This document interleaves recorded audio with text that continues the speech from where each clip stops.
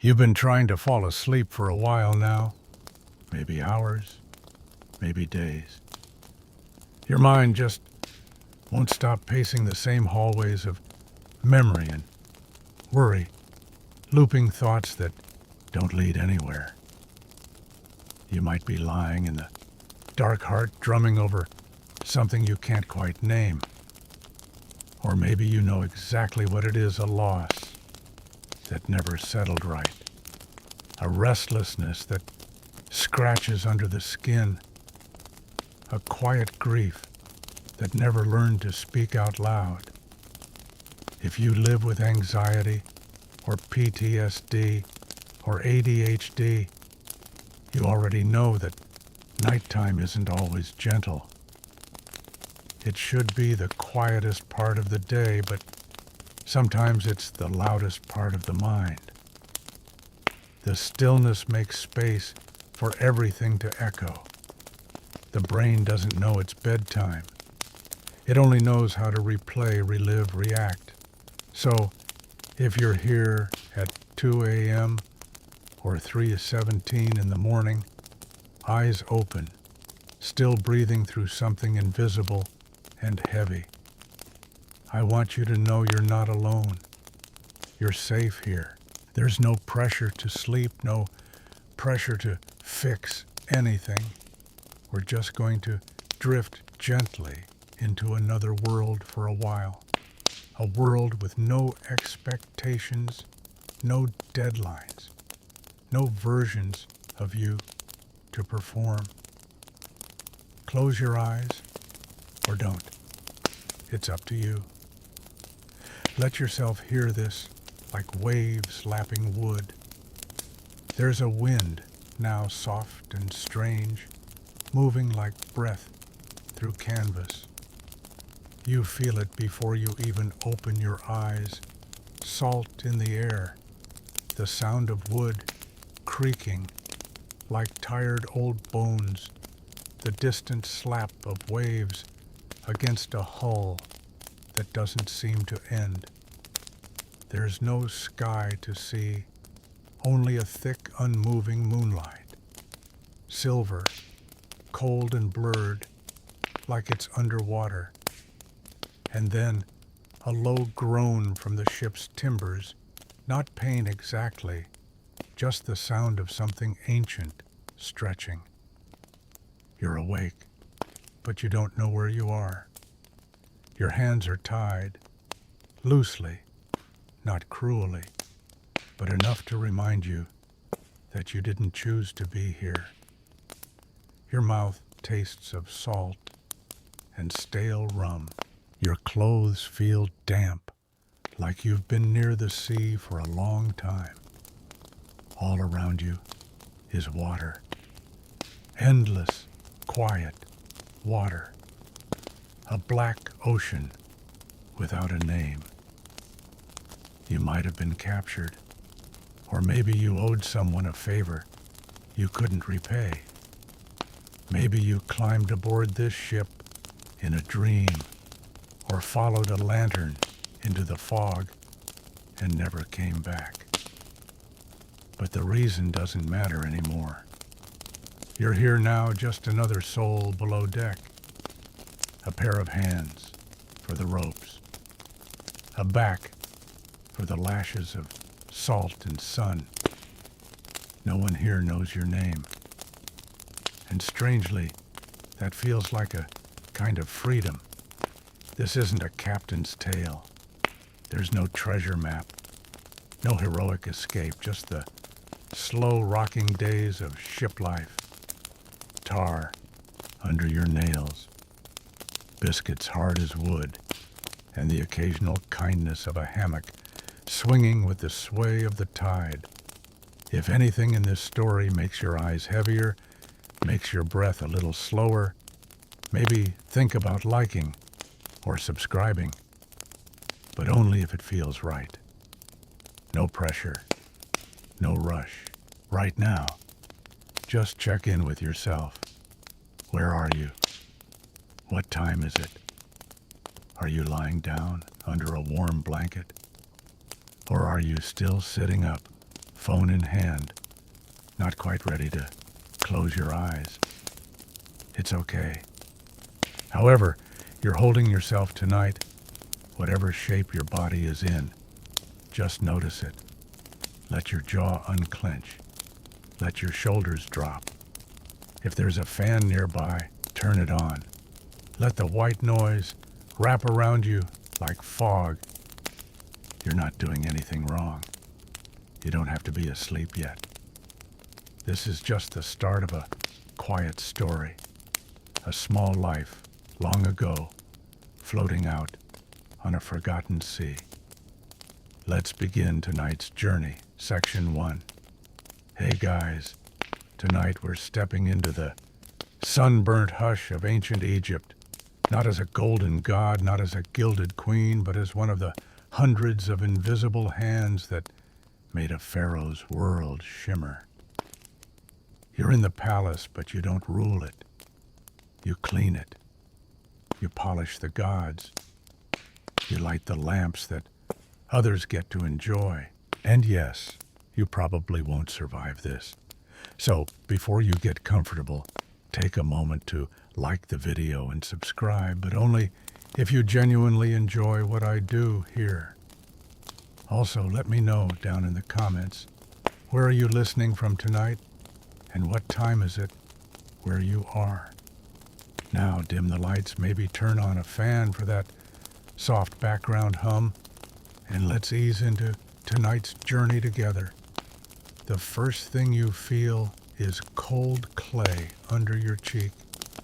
Your eyes aren't even open yet, but the ground tells you everything. It's still dark, and you overslept by a few minutes. Not long, just enough to make your stomach drop and your heart beat in the wrong rhythm.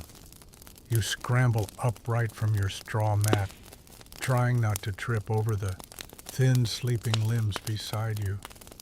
There are a dozen of you packed into this room, servants, junior cooks, and a girl who sharpens reeds for the scribes and snores through every sunrise.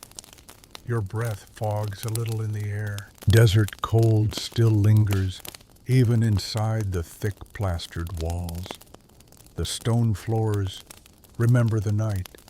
Your fingers are already reaching for your linen wrap, wrinkled, scratchy, still damp from yesterday's wash, and you knot it around your waist with one hand while grabbing your small oil lamp with the other. The wick sputters. Your thumb is blackened instantly. The hallway beyond is ink dark, except for a trail of faint glows flickering ahead of you. Others are up, already moving, already better than you. You follow bare feet, slapping quietly on the cool tiles. The palace is asleep, but not for long. The sun hasn't breached the horizon yet, but the whole world seems to hold its breath for it.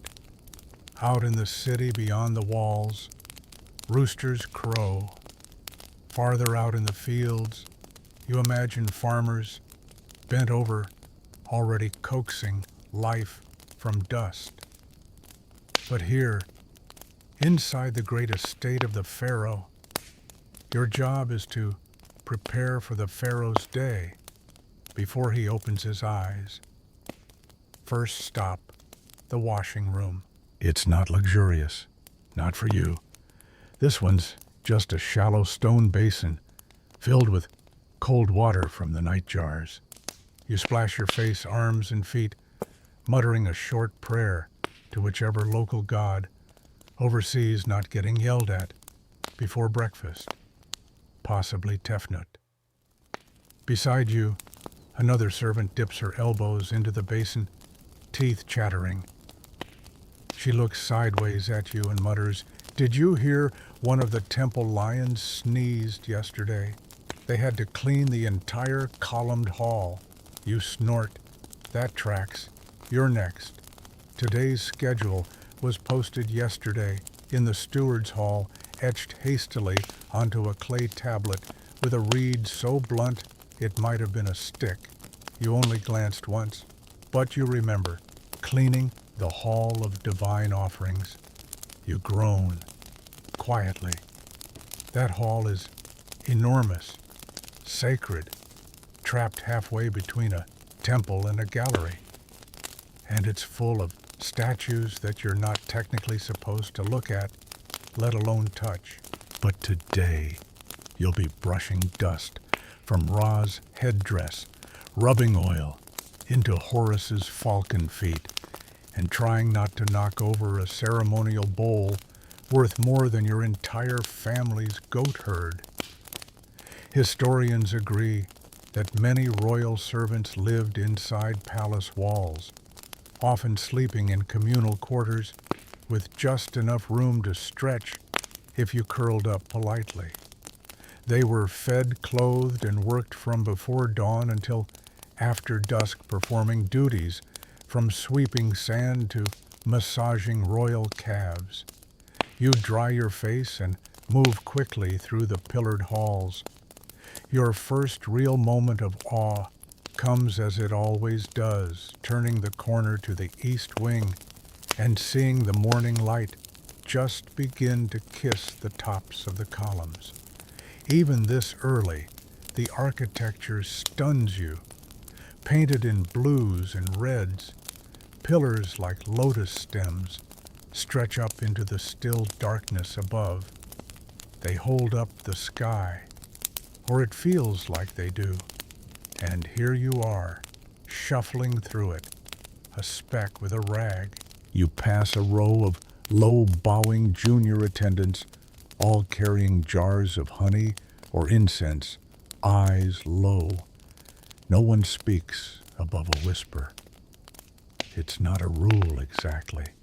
It's just understood. The gods may still be dozing. You reach the hall of offerings. You stop at the threshold. The room is still, high vaulted, filled with statues as tall as two men, their eyes lined in kohl, their lips curled in mysterious serenity. You bow just in case and begin. First sweep, slowly, carefully, then wipe, one by one. You learn to move like water, quiet, respectful, deliberate. You tip your rag and warm oil rub in circles, and never once look directly into the eyes of the statues. You've heard stories, statues that blink, statues that punish. It's probably nonsense. Probably. You finish the floor, your knees aching already. You still have hours left. And the pharaoh, he's still sleeping. Historians still argue whether servants like you were born into palace life or chosen from villages and trained. Most agree it was a mix. What's certain, once you're here, you belong to the rhythm of this place. You don't rise for yourself. You rise for someone else, for something bigger. Whether that's devotion or just a job depends on the day. Today, it's just a job, and the sun has only just begun to rise. Section 2. You shift your weight and stretch your back as subtly as possible. The Hall of Offerings is still cool, but the oil you've been using makes your hands sticky slick with the scent of acacia and something more bitter, possibly resin, possibly beetle extract. You don't ask anymore. You just wipe. There's a spot on the base of the Sekhmet statue, one that refuses to shine no matter how hard you rub. You mutter under your breath and dig in with the edge of your cloth, hoping no one important walks by just now. The last time you were caught swearing near a lion-headed goddess, your rations got docked. The floors are next again. Because in the pharaoh's palace, dust is an enemy you fight daily, and it always wins. By the time the sun fully breaks over the palace walls, your knees are sore, your tunic sticks to your back, and your fingers are lined with grime. You've been up for hours, but the day is only just beginning. It's time to clean the divine again, this time the private sanctum, where the pharaoh keeps his own statues, the ones no commoner is supposed to see. Lucky you. You pass through a narrow hallway with painted ceilings, suns, birds, endless boats crossing, endless rivers. The stone underfoot is smoother here, worn down by sandals more expensive than your entire life. You hold your breath as you pass the antechamber, where two guards stand as still as date palms. They don't even blink. You bow slightly. Not too much. You're not important enough for a full prostration, but not dumb enough to walk through upright. Inside the sanctum, it's dim, the air thick with incense that never seems to dissipate. The scent wraps around you like a slow river. You can't quite tell if it's calming or suffocating, maybe both. Historians believe these sanctums were meant to remind the pharaoh that he was more than a man, that within these walls, surrounded by divine imagery, he might remember that he was Horus, incarnate, or at least act like it. You kneel and begin again. This room has gold leaf in every corner. It gets in your nose, your sleeves, your mouth. You'd laugh at the irony, scrubbing at representations of eternal power, while your own knees go numb if your lungs weren't full of holy dust. It's delicate work. The statues aren't huge, but they're precise. The eyes are inlaid with lapis, the hair curled in impossible patterns, and if you leave even one smudge, someone will notice. You'll be summoned later by the steward, asked to explain why Ra's chin looked greasy, so you clean with reverence, with rhythm, with that half-conscious trance you've developed just for this kind of task. And all the while the palace begins to wake behind you. You can hear it, distant footsteps, rising voices, the clink of bronze cups being set out for breakfast. A bell rings from the eastern colonnade. The pharaoh will rise soon, and with him the expectation that every floor, every column, every feathered fan and bejeweled scepter is exactly as it should be.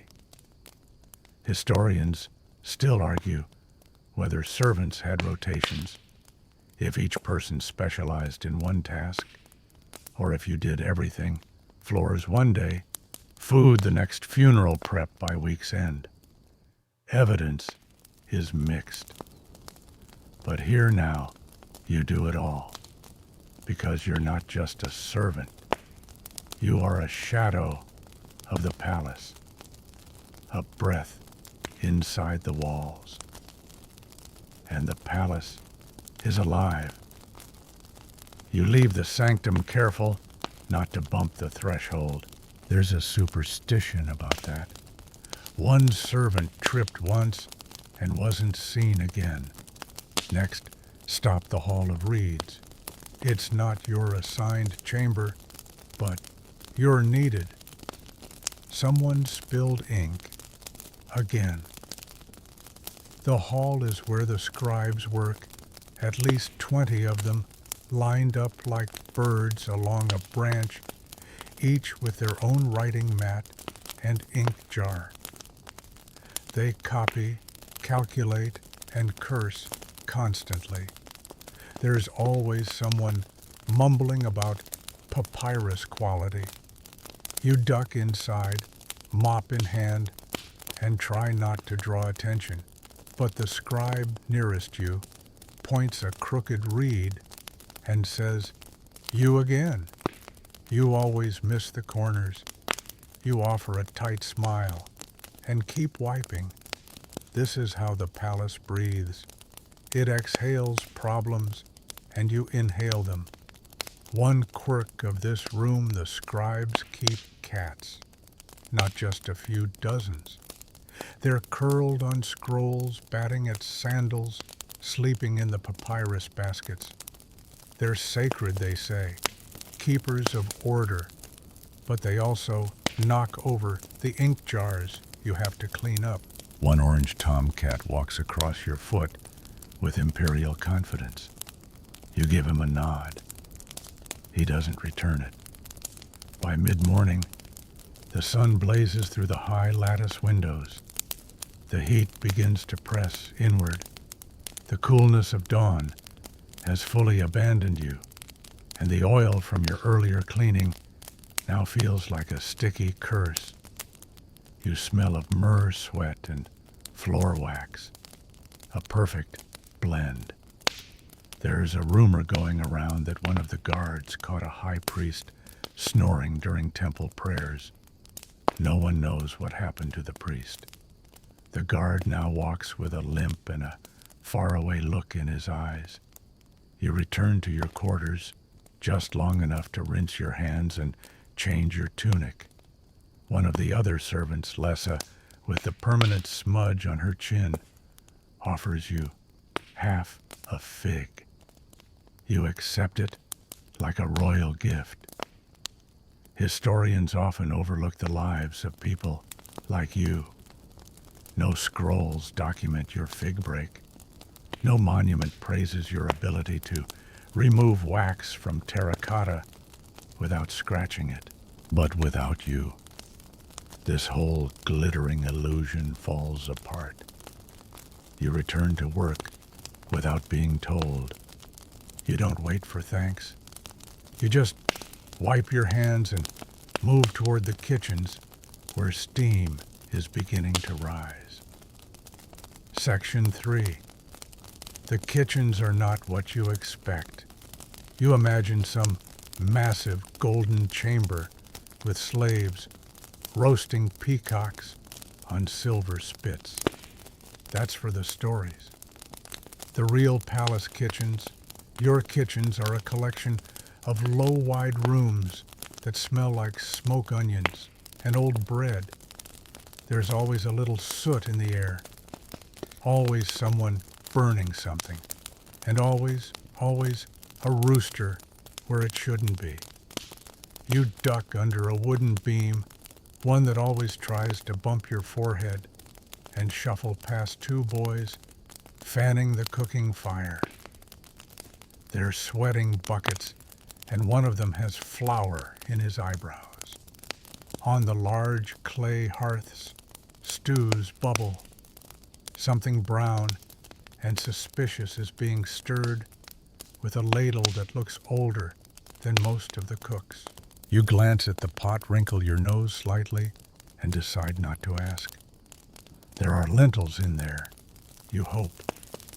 Historians agree that the diet of Egyptian servants was surprisingly decent: lentils, barley bread, onions, dates, and beer being staples. Meat, though, was rare, usually reserved for festivals or for someone else. You reach for a basket of figs. Your job this morning is simple: prepare fruit platters for the mid-morning meal. Not for the pharaoh, not even for the high priests, for the lesser nobles visiting the palace today. You're allowed to touch their food, but only with freshly scrubbed hands. Which, lucky you, already smell like lemon ash. You slice dates, arrange cucumbers, fan out slices of melon onto broad ceramic plates painted with blue lotuses. The heat makes the fruit sweat. You wish you could do the same without someone yelling at you to hurry up. You hum as you work, a little melody picked up from the older cook who always sings about donkeys. Outside the open door, a breeze stirs the hanging reed curtain. It carries in the scent of warm sand and faintly horses. Someone important must be arriving. You pause, then keep slicing. The truth is, even if it were the pharaoh himself, you'd still have to finish this tray. Behind you, Lessa fumbles with a jar of beer. It tips. You catch it just in time. She exhales sharply and whispers, "You're a god." You grin. "I'll remind you of that when you take my washing shift tonight." She snorts. "Nice try." Somewhere in the hallway, a bell rings, high and clear. You both freeze. It's the bell that means Pharaoh is on the move. Instantly, the kitchen transforms. Pots are moved, torches adjusted. Everyone's posture improves by at least 2 vertebrae. You place your platter down and step back. You will not see him. Not today. But the ripple he sends through the palace is unmistakable. Some scholars still debate whether pharaohs moved with daily ceremony or preferred surprise appearances. In practice, the level of panic suggests it doesn't matter. His presence is always felt, whether he's watching or not. After a moment, the bell fades. The kitchen breathes again. You're reassigned. The courtyard fountains need clearing. Leaves have fallen from the date palms, and the surface looks untidy. You roll your eyes quietly and grab the long-handled scoop. The palace courtyard is enormous, centered with a wide stone pool surrounded by flowering papyrus and a ring of columns so tall they seem to pierce the sky. Birds bathe at the edges. Children of minor officials run around giggling, already dressed in stiff linen, trying not to wrinkle it. You kneel by the pool and begin scooping out leaves, one by one. In this moment, the work is slow, simple. You watch your reflection blur in the water, framed by the stone lions and painted columns behind you. You're not supposed to think too much while working. It leads to daydreams. Daydreams lead to mistakes. But your thoughts wander anyway. You wonder what the pharaoh dreams about. You wonder if he remembers your name. Probably not. The papyrus rustles in the breeze. You see a flash of white in the far colonnade. Noble women in pleated dresses, gossiping behind fans. One of them laughs. You instinctively look down. Another leaf. Scoop. Swirl. Toss. Behind you, a scribe appears. He hands you a list written in blocky, impatient hieroglyphs. More errands. It's always more errands. Today's include polishing the alabaster jars in the guest hall, fetching fresh water for the priest's ablutions, and this one you sigh at, combing the wig of one of the royal hounds. Yes, you read that right. The dog wears a wig. Historians sometimes mention the elaborate grooming of royal pets. There are frescoes showing dogs with eyeliner, cats with earrings. You used to laugh. Now you just carry a fine-tooth comb and hope no one sees you whispering apologies to a very grumpy greyhound. You stand. Your knees crack again. No one claps. You pick up the scoop, the list, and your dignity and move on. Another hour, another task. Sometimes it feels endless. The jobs change, but the rhythm remains, like a hymn sung by hands and feet instead of voices. You know this palace better than anyone. You know the echo a footstep makes in the hall of ancestors. You know the way the light hits the edge of the obelisk at midday. You know which statue has a chipped toe that someone keeps repainting with ground ochre every week. The pharaoh may rule the land, but you know where the lint gathers behind his throne, and that feels like something. Section 4. There's a rule you've learned unspoken but ironclad. Don't make eye contact with anyone wearing more than 5 bracelets. You follow it now as you pass through the inner hall toward the alabaster jars. A young noble is being escorted by a cluster of attendants, one of whom looks like he might faint from holding up a tray of pomegranates. The noble's bracelets jingle softly like wind chimes made of coin. You lower your gaze, slow your steps, and let the clinking entourage sweep past like a procession of over-perfumed peacocks. The jars are tall, heavy, and cold to the touch. Polishing them feels like trying to shine fog. You dampen your cloth circle, each one with slow, steady strokes, and try not to let your reflection in the glossy surface remind you how tired you look. Historians agree that alabaster was a prized material in ancient Egypt, used for sacred oils, ritual vessels, and very expensive status symbols. You don't need a scroll to tell you that. You can feel it every time a steward inspects your work, with a look that says, one smudge, and it's your week's barley gone. You glance around to make sure no one's watching, then give one jar a tiny pat on the rim. There, you whisper, good as new. No response. Probably for the best. As you're finishing the final jar, a runner bursts into the room. Not literally, though it feels that way. He skids a little on the polished floor and waves a reed scroll wildly. Water. Now, for the priests. You nod. No words, just motion. Because here in the palace, everyone's always running from one task to the next like ants in linen.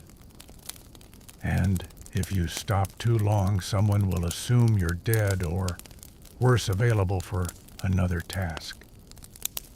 The well is behind the garden wall. You jog there with an empty jug balanced on one hip. It's hot now, full heat, the kind that turns stone floors into stovetops and wilts the edges of the scrolls left in the sun. Your sandals slap against the path. A dove flutters by, unbothered by your haste. Drawing water isn't hard. Hauling it is. The jug is heavy. The rope rough your palms, already sore from the alabaster. Still you carry it back, step by step, sweat trickling down your back, the cool slosh of water your only reward. The priests are waiting. They don't thank you. They never do. One of them merely dips his fingers in the water, mutters a prayer, and moves on. Another looks at you like your presence might be causing spiritual disharmony. You bow slightly and retreat. Historians still argue whether palace servants held any religious reverence for the rituals they supported, or whether they were just very good at nodding at the right time. You suspect it's a little of both. Reverence and repetition get tangled after a while. Your next task arrives on the heels of Incense, the royal hound. He's lounging in the sun like a hairy slab of arrogance. You squat beside him, holding the comb like it's a sacred relic, because it is, in a way. It's carved bone, passed down between generations of unfortunate dog bathers. The handle is worn smooth, the teeth are uneven, and the dog is not impressed. You start at the ears. The wig is mostly decorative, now shedding slightly, smelling faintly of cedar and regret. The hound snorts as you work, as if he's well aware you're beneath him. You hum under your breath and hope he doesn't bite you today. Not again. One quirky truth: pharaohs really did adore their animals. Some even had tombs built for them. That hound you're combing, his name means victory of the sun, and he probably eats better than you do. He yawns in your face. Thanks. You finish up, give his fur a little pat, and move on. One of the scribes is waving at you now, his arms full of torn scrolls, and what appears to be a very annoyed goose. You pretend not to see him, just for 5 seconds, just to enjoy the illusion that you're free. But of course you're not. You're never free in the palace. You're just between assignments. Still, there are moments like now, when you pass the side courtyard and see the fountain catch the light. Just so. When a palm tree's shadow falls across the stone tiles in perfect symmetry. When a breeze rustles through the garden reeds, and for a heartbeat, the air smells not of sweat and incense, but of possibility. Moments where you remember that the palace isn't just a place of labor. It's alive. It breathes. And you, tired barefoot, half smiling, you're one of its many, many lungs. So you straighten your back, wipe your hands, and walk toward the next task. Because the pharaoh may be divine, the nobles may be painted, and the cats may be worshipped, but it's the quiet footsteps of servants like you that keep this place from falling into silence. Section 5. There's a sound you've come to recognize not from training, but from repetition.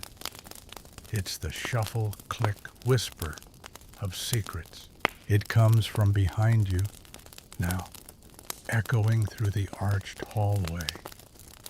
You slow your steps, your jug of water finally empty, and press one hand to the smooth plaster wall. The whispers grow louder. You don't turn around. That would be a mistake. In the palace, the walls have ears and the corridors have eyes. But you, lowly servant, semi-invisible, beneath notice, are allowed to hear what others cannot afford to be heard hearing. 2 nobles pass by. You recognize the first by her amber perfume, thick as syrup and sweet as rot. The second wears sandals with gold thread straps that click against the tiles. If he marries her, that's 2 provinces at stake. But the priests want another festival and the treasury. Their voices trail off as they vanish behind a hanging linen curtain embroidered with lotuses and tiny, tired sphinxes. You exhale slowly. This is the 3rd time this week you've overheard a conversation like that. You don't understand every word, but you understand the tones. Tension, envy, ambition. Everyone here wants something, and almost no one is getting it. Historians still argue whether palace servants became informal spies swapping gossip for grain, or favor, or just survival. You've never had the courage, but you tuck the words away all the same, just in case. You enter the vestibule again, where the air is heavy with beeswax and old incense. A steward motions you toward the guest courtyard with a wave that says, "Go." No eye contact, no words, just that flick of the fingers. You nod and obey. Your next job is cleaning the water vessels for visitors, the copper ones.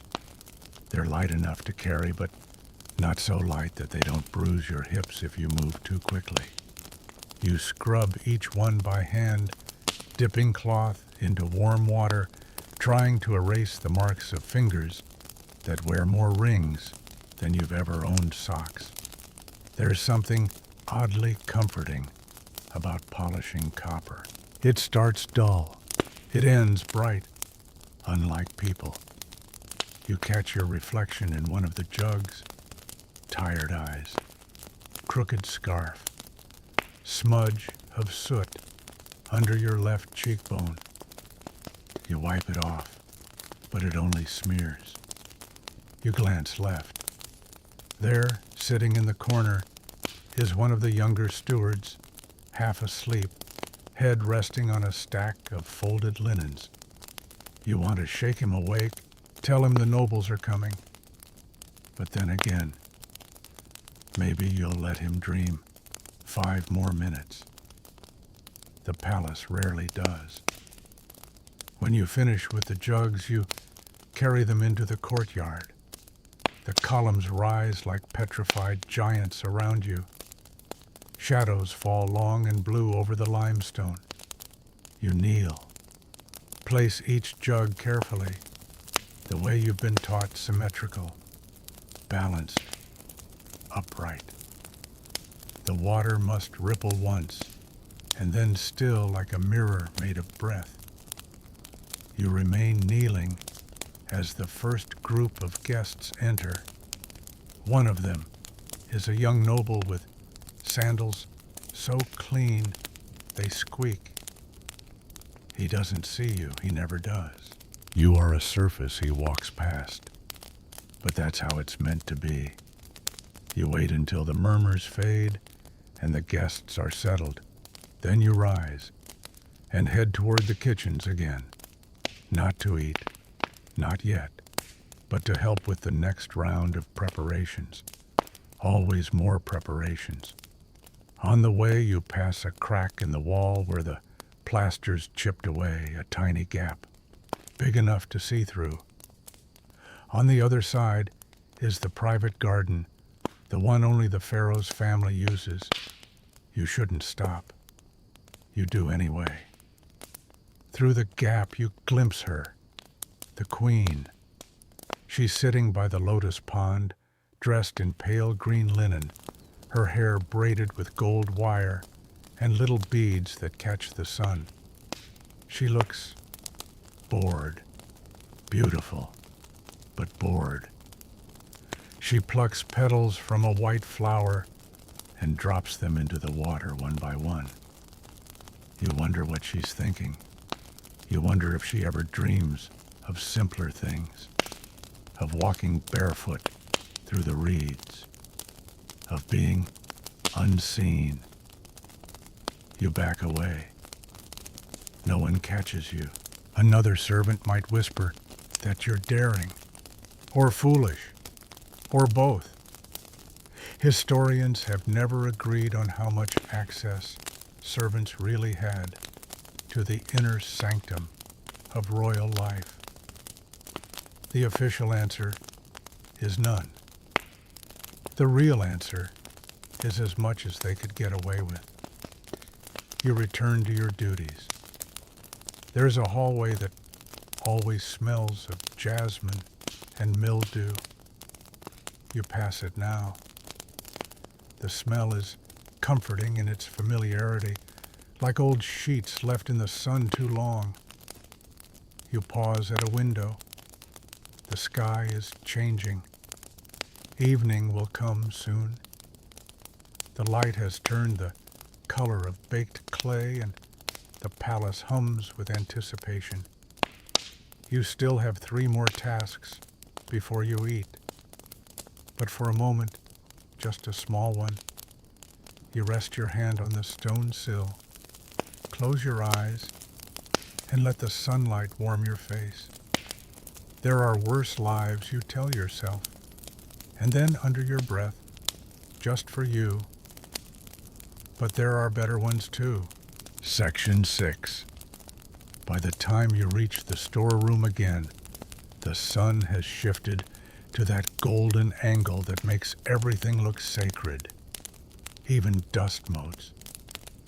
You're sent to retrieve 2 things, fresh fish paste and the clean ceramic bowls, which are stacked so high you'd swear someone was building a small, breakable pyramid just to test your nerves.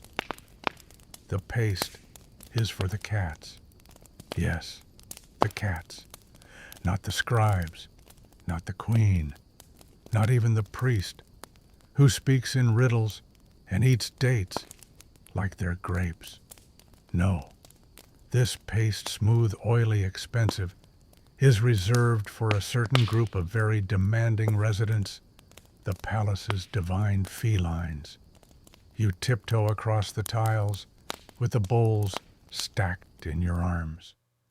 The paste sloshes with every step. And if even one smear ends up on the floor, the head caretaker will glare at you like you've spilled ink on a god's forehead.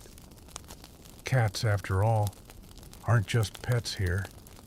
They're sacred, protected by law, fed before most humans, and let's be honest, unbearably smug about the whole thing. Historians agree that cats were deeply revered in ancient Egypt, associated with the goddess Bastet. Killing one even by accident could mean death.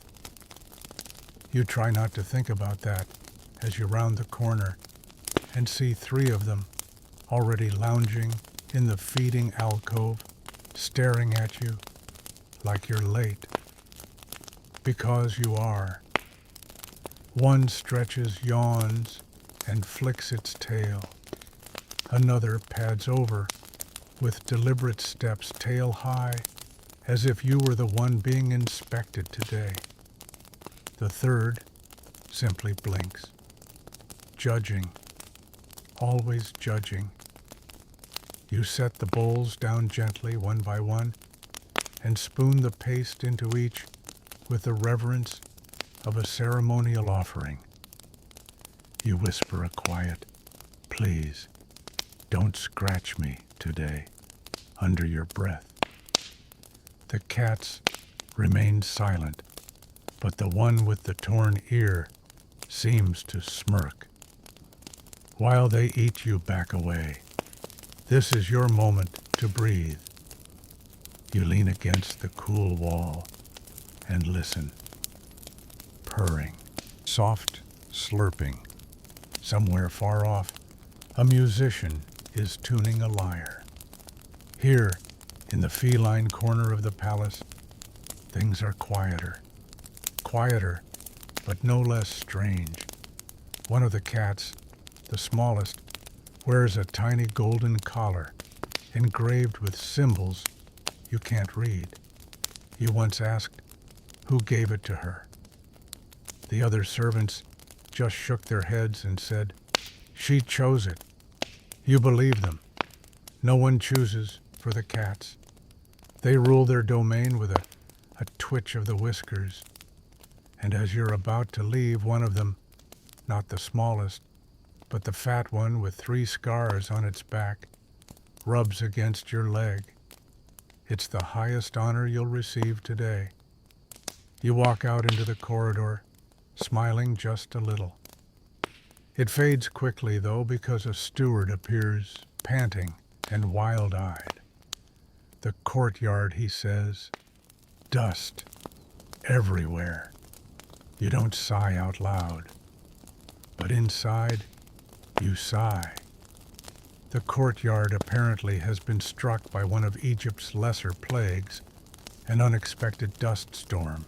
Not a full desert squall, just enough wind to send fine grit into every carved crevice of the paving stones, every papyrus leaf, every corner the nobles will see within the hour. You grab a broom and a cloth and step into the sun. It stings your eyes immediately. The light is sharp, the dust swirling in drowsy spirals. You sweep carefully, trying not to stir more into the air than you remove. Your feet leave faint patterns behind circles, arcs, lines. It's hot. Hot enough that you wonder how the gods don't melt. Hot enough that you can't remember what cool felt like. Somewhere behind you, a clay pot crashes. You turn. One of the newer servants, barely out of boyhood, has dropped it, and now stands frozen, face pale, as a scribe yells from across the way. You keep sweeping, not out of cruelty, but because you've been that boy before, and soon he'll be you. Historians still debate the hierarchy among palace servants, how rigid it truly was. Some say tasks rotated. Others believe there was a clear ladder, one rung at a time. You're not sure which version is true, but you know this. You used to sweep this same courtyard as a child. And now, years later, you're still sweeping it. Just faster, just quieter. You finish the final corner just as a procession approaches. Not a grand one. Just a few officials, some minor nobility, and what appears to be a very confused goat on a leash. You step back into the shadows, avoiding the plume of perfume that trails behind them. And as they pass, you notice the youngest noble trip slightly on his own robe. You allow yourself a single internal laugh. No one sees. No one ever does. You return your broom to the storage nook, wash your hands in the stone basin, and glance once more at the cats before disappearing into the servants' hall again. They're licking their paws, untouched by dust, untouched by anything, really. You envy them, but only a little. After all, they don't get to eat lentils with you later. And you've heard there's garlic in the stew today. That counts as a luxury. In a place like this, everything counts. Section 7. The stew does not have garlic. That was a lie someone told to raise morale, probably the same person who swears that the pharaoh once looked directly at a servant and said, "Thank you." You're starting to think both stories belong to the same pile of dusty daydreams. Still you sit with the others on the shaded side of the courtyard wall, your bowl balanced on your knees. The lentils are gritty, the bread is slightly sour, and the dates, well, there are no dates. But you chew slowly and pretend not to mind. Around you, the servants eat in silence, the kind of silence that comes not from peace, but from exhaustion. You hear soft burps, the clink of clay spoons, and the lazy flapping of linen fans someone's stitched from reeds and leftover cloth. There's even a game of who has the worst blister quietly unfolding between two kitchen hands. One lifts their foot, the other winces in admiration. You win by simply not removing your sandals. A breeze slides in through the narrow hallway, smelling faintly of cooked onions, sun-warmed stone, and something else, something green and wet. The garden, your next stop.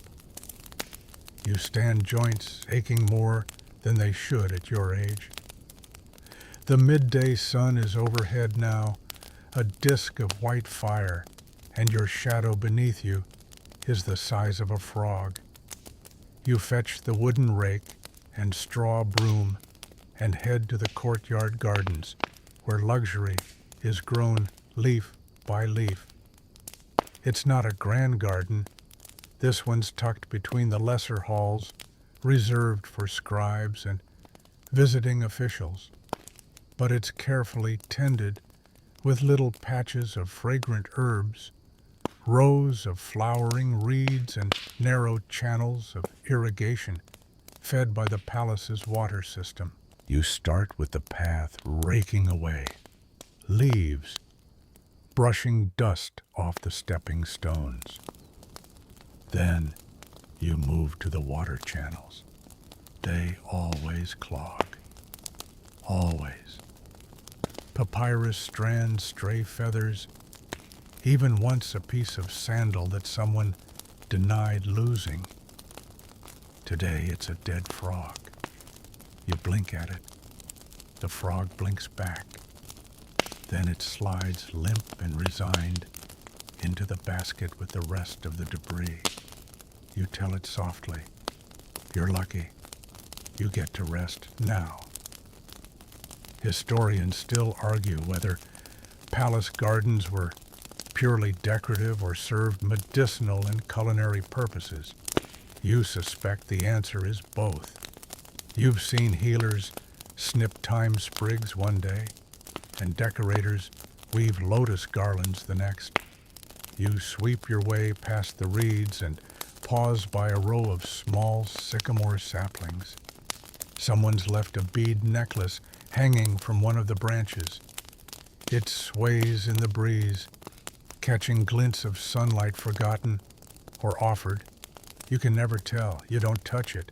The gardener arrives, then an older man who wears a hat shaped like a collapsed loaf of bread and talks to plants like they're his nieces. He nods at you and asks, "They've been singing today." You reply, "In tune." That's enough conversation.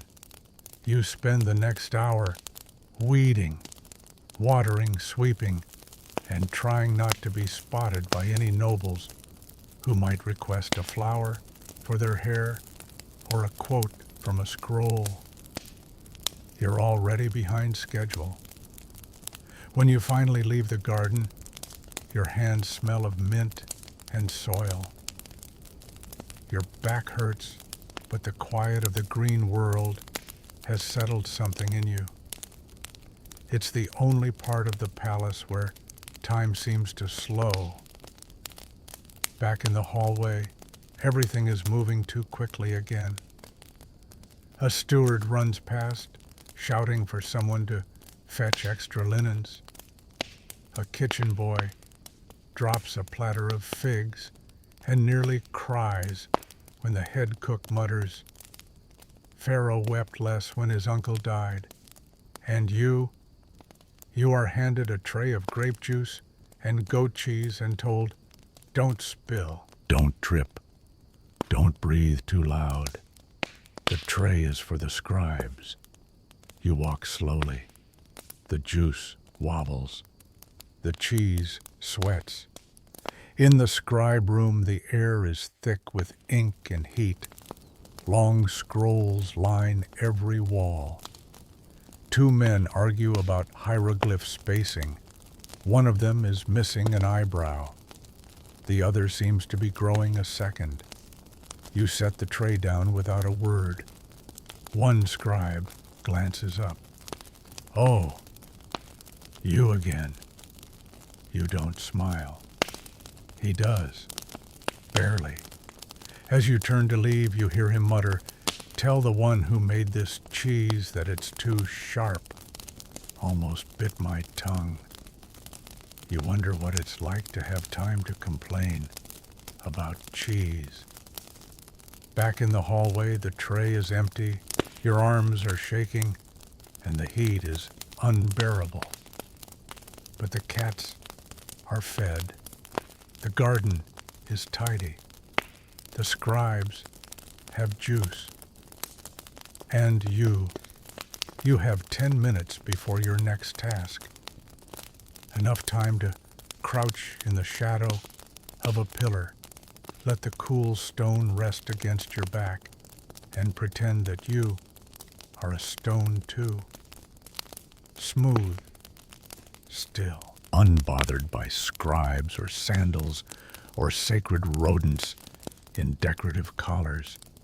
The silence is broken only by the sound of bees in the distance, buzzing in the garden you just left, probably circling the sycamore, where the forgotten necklace still sways like a secret.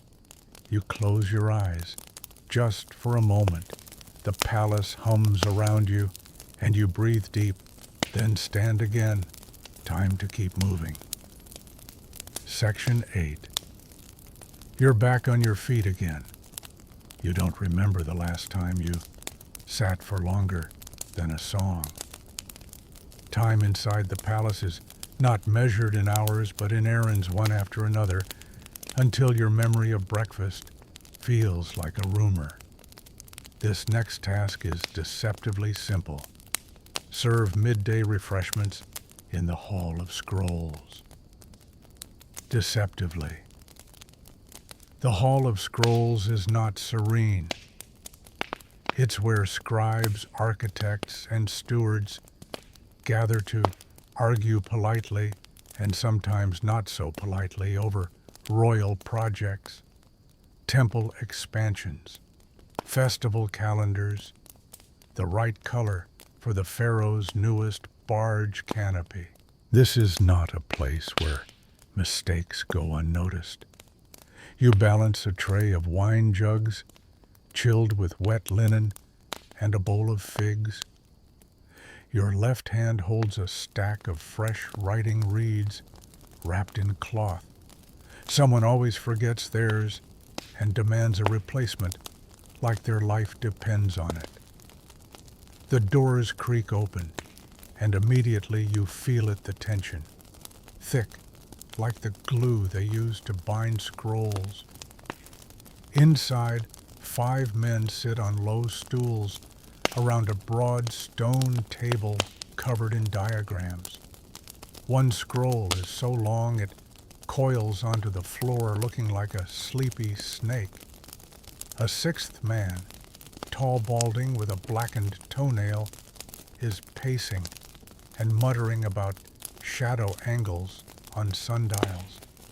You try to slide in quietly, like wind, but the wine sloshes just enough for everyone to glance your way. One of the architects sighs. Put it down gently, not like you're feeding goats. You nod, silently. Set the tray down on a low pedestal. Arrange the goblets. The figs look too ripe. One bursts slightly, and now It's leaking juice like a wounded beetle. You resist the urge to wipe it with your sleeve. A heated discussion is unfolding over the placement of a new obelisk. One of the scribes insists it should face east. Another says northeast by 4 finger widths. You don't dare offer an opinion. Though to be fair, you've seen them argue over where the Queen's perfume shelf should go to.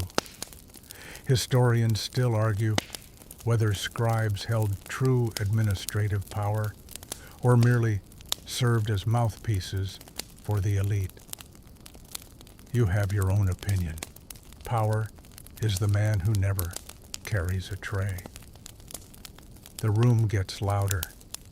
Someone knocks over a reed. Ink stains the scroll. A high-pitched wail comes from the pacing man. It might be a sneeze, might be a curse. You start backing out of the room, slowly. But then, a voice. Wait! You freeze. One of the younger scribes, his head shaved unevenly, squints at you. Did you bring more red ink? You blink. No one told you to. No, honored one, you say softly. He waves you off like you're a fly. Useless. You nod again, still soft, and continue backing out. You've found it's better to leave before they remember something else they want. Back in the hallway, your heart's racing for no good reason. You inhale deeply. Dust wine and old scrolls cling to your skin. You hear laughter behind a carved doorway. Music, too. Soft plucking of strings and a woman singing about lotus flowers and river reeds. Not for you. You return the empty tray to the kitchen where one of the cooks is battling a goose that escaped its pen. The goose is winning. You sidestep the feathery chaos and get handed your next job by a steward with a mole shaped like a beetle. More water. Queen's chamber. Of course, the Queen's chamber isn't far, but the path must be spotless. You grab the water jug, heavy, warm, from the sun, and start walking, placing each foot with care. You pass the frieze of Sekhmet on the western wall. The lion-headed goddess stares you down every time. You whisper, still here, as you go. The Queen's antechamber smells like crushed flowers and incense. 2 maids wait inside, braiding a long train of hair onto a ceremonial wig. They don't look up. You refill the water bowl near the window, wipe the rim with a linen cloth, and straighten the towel beside it. Everything must be aligned, always. You're about to leave when you glimpse the Queen's robe draped on a stand, embroidered with gold thread and tiny shells shimmering like wet sand in moonlight. You dare not touch it. But you do notice something. The left sleeve has a single tiny stain. It's shaped like a flower, probably perfume, probably harmless. But someone will still be blamed.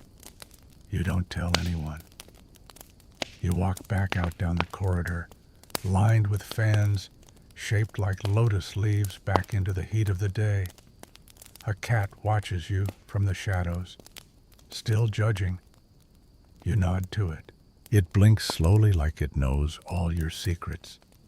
You press your back against a column for one breath, one full breath.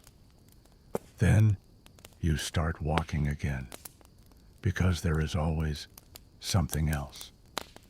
Always one more cup, One more scroll, one more fig. That's too ripe. Section 9. There are certain sounds you come to fear in the palace. A dropped goblet, the rustle of royal sandals, a steward whispering your name like it's a death sentence. But none are quite as chilling as this. The queen is coming. Not shouted, not sung, just quietly uttered by a linen-clad attendant, eyes wide with the understanding that somewhere, someone is about to panic. Today, that someone is you. You're in the linen hallway, folding sheets when it begins. The phrase floats through the air like a bird of prey. The queen is coming. Then again, closer. She's almost here. You barely have time to breathe before you're swept into motion. A maid tosses a comb your way. A steward tells you to stand straighter. Someone else shoves a bowl of rose water in your arms and points down the corridor. You run, but silently. Palace running is a delicate art. You must appear brisk, urgent, and yet never frantic. No sandals slapping, no heavy breathing, just swiftness with grace. You arrive outside the Queen's Hall just in time to find a pair of priests arguing about where to place a ceremonial palm frond. It's a lot. They shove it toward you. Hold this one, hisses. No wilting. You clutch the frond like it's a newborn.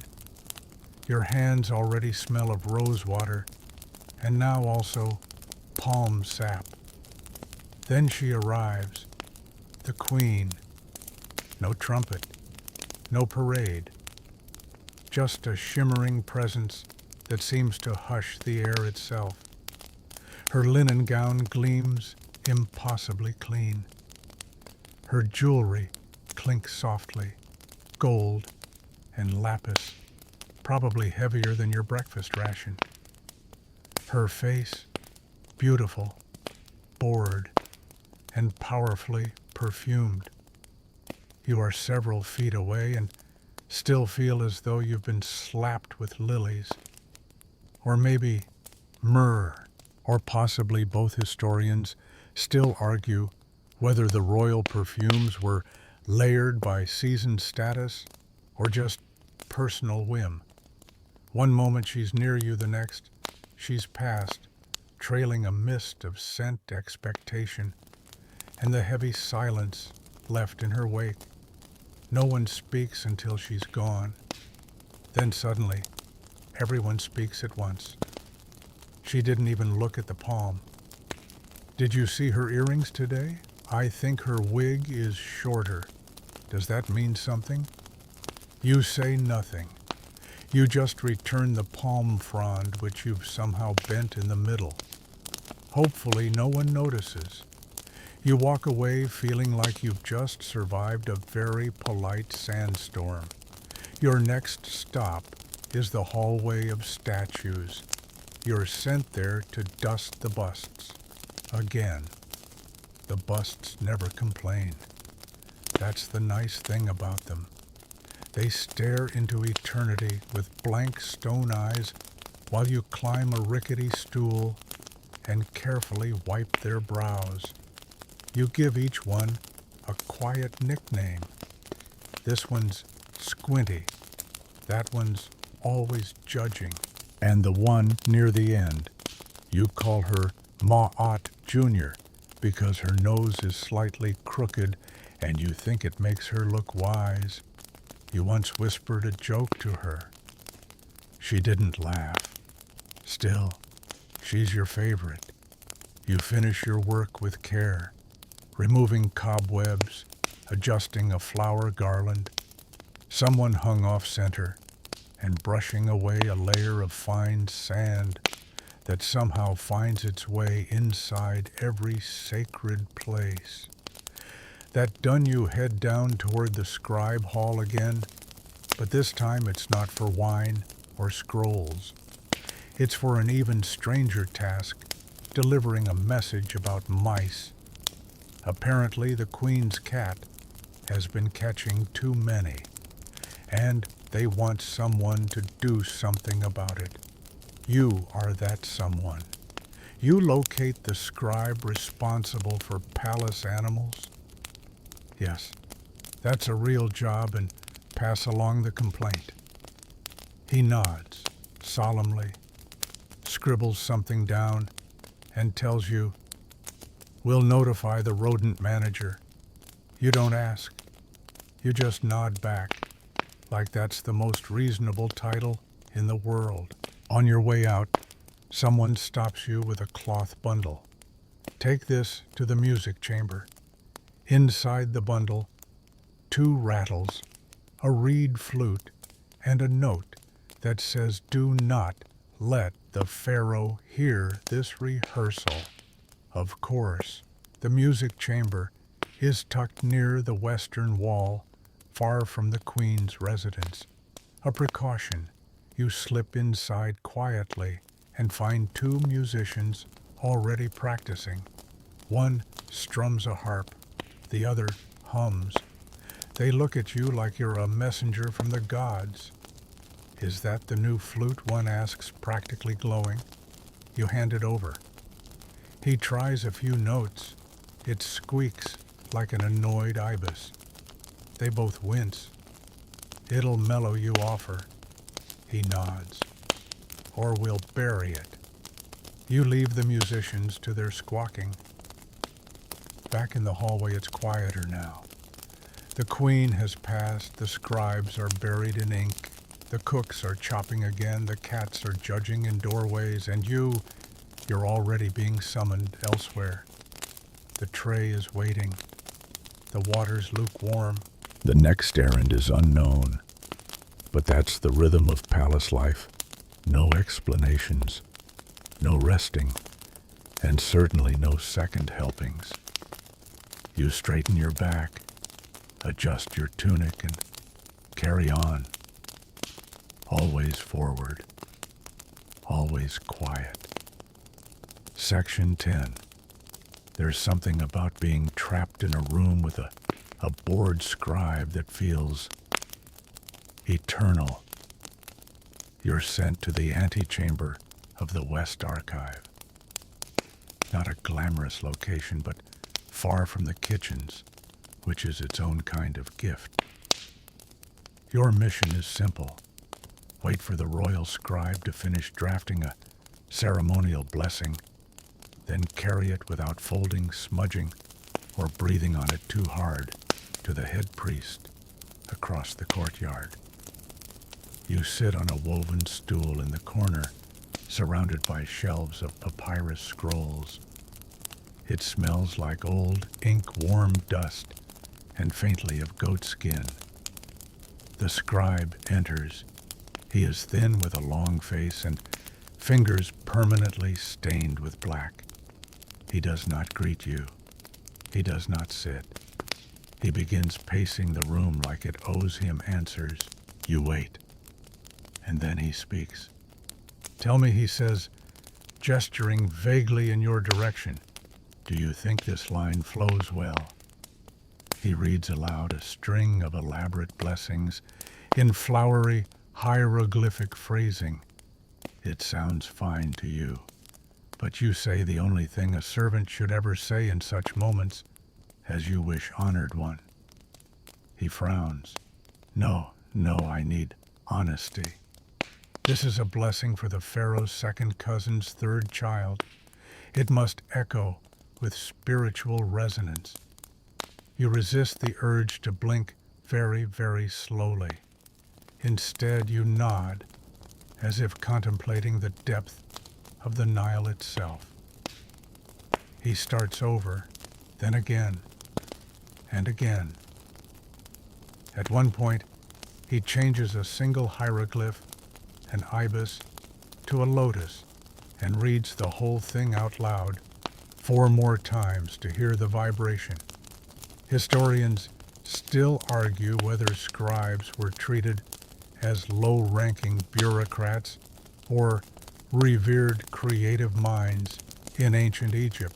After spending half an hour with this one, you wonder if the truth lies somewhere in between, and also wish someone would invent an emergency exit for awkward conversations. At last, he pauses, sighs, and announces, "It's ready." You stretch slightly, knees popping like dry reeds. He rolls the scroll, ties it with a thin red cord, and hands it to you like he's handing off a newborn star. You bow low. "I will carry it safely." "See that you do," he says, already beginning to pace again, muttering about a separate blessing involving donkeys and starlight. You exit quickly. The courtyard is blinding in contrast, sunlight bouncing off limestone and polished tiles. You squint your way to the temple wing, dodging a gardener with an enormous broom and a pair of children chasing each other with date seeds. The head priest is waiting under an arch, dressed in white linen that barely moves despite the breeze. He accepts the scroll with a nod, says nothing, and turns to disappear into shadow. You're dismissed with a flick of his fingers. You pause under the same arch just for a moment to savor the coolness, and then your name is called. You turn. A young steward is waving at you. Help needed in the east courtyard. You jog over, sandals slapping lightly.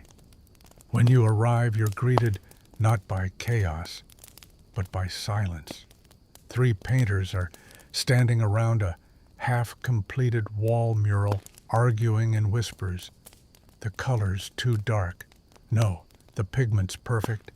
It's the brush. It's the humidity. Your role in this delicate artistic dispute to fetch more water for mixing, and possibly to be blamed for whatever goes wrong next. You take the empty jug and cross the hall to the utility fountain, where 2 other servants are already in line. One is singing a song about crocodiles stealing fruit. It's catchy. When it's your turn, you fill the jug, careful not to let any leaves slip in. You glance down at the water. It ripples with your breath. Sometimes you wonder, if you looked long enough, would the water show you what you really are? Not your face, but the shape of your life. A ripple, then another. The moment passes. You return to the muralists, set down the water. They barely acknowledge you. You don't mind. In fact, it's a rare kind of peace, being invisible among people more distracted than you are. You stand for a minute watching one of them dab the wall with ochre made from crushed stone and goat milk. "Ever tried painting?" one asks. You blink. "No, honored one." He shrugs. "Didn't think so." "Still better than hauling bricks." You nod. That at least is true. You're called away again before you can reply, this time to the linen closet. Not for linens, no, this time you're to escort someone. A noblewoman from a distant province has arrived, and you're to help guide her to the inner guest wing. She's taller than you expected, wrapped in indigo-dyed cloth that rustles when she walks. Her hair is braided with green beads, and she smells like lemons. She says very little, but her gaze is sharp. You guide her through the mosaic hallway, past the statue of Hathor, into a shaded wing with tall curtains and gold-edged doorways. At one point she asks, Do you live here? You're not sure how to answer. I work here, honored one. She tilts her head. And when do you rest? You smile without smiling. When the palace sleeps, she says nothing more. You drop her off, bow low, and leave the room backward as is proper. The moment the door closes, you lean against the wall and sigh. Not because you're tired though you are, but because there's still half a day left. And palace days are the longest of all. Section 11. Your next task arrives folded inside a piece of fabric, literally. A young girl no older than 10 comes running through the hallway, her arms bundled with embroidered cloth and fresh figs. She nearly crashes into you, then shoves the bundle into your hands and gasps, "For the princess.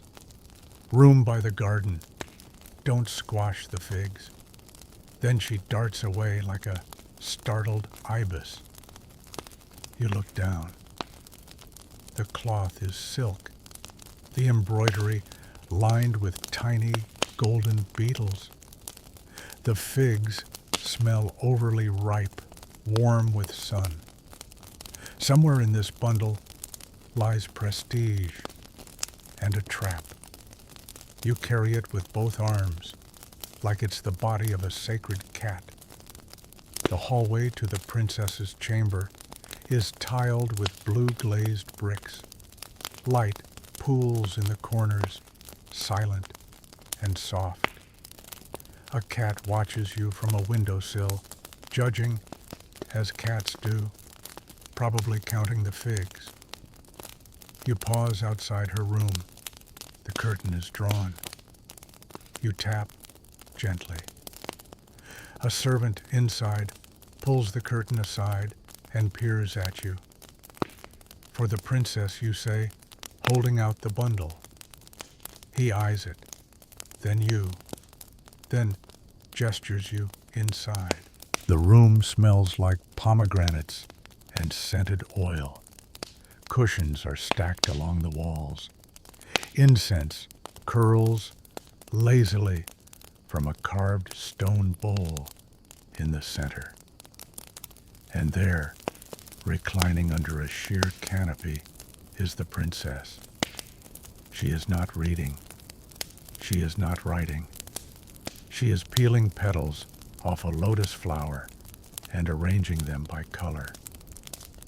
She doesn't look up, just murmurs, "Did you bring the honeyed figs?" You nod. "Yes, honored one. Don't squish them. I didn't."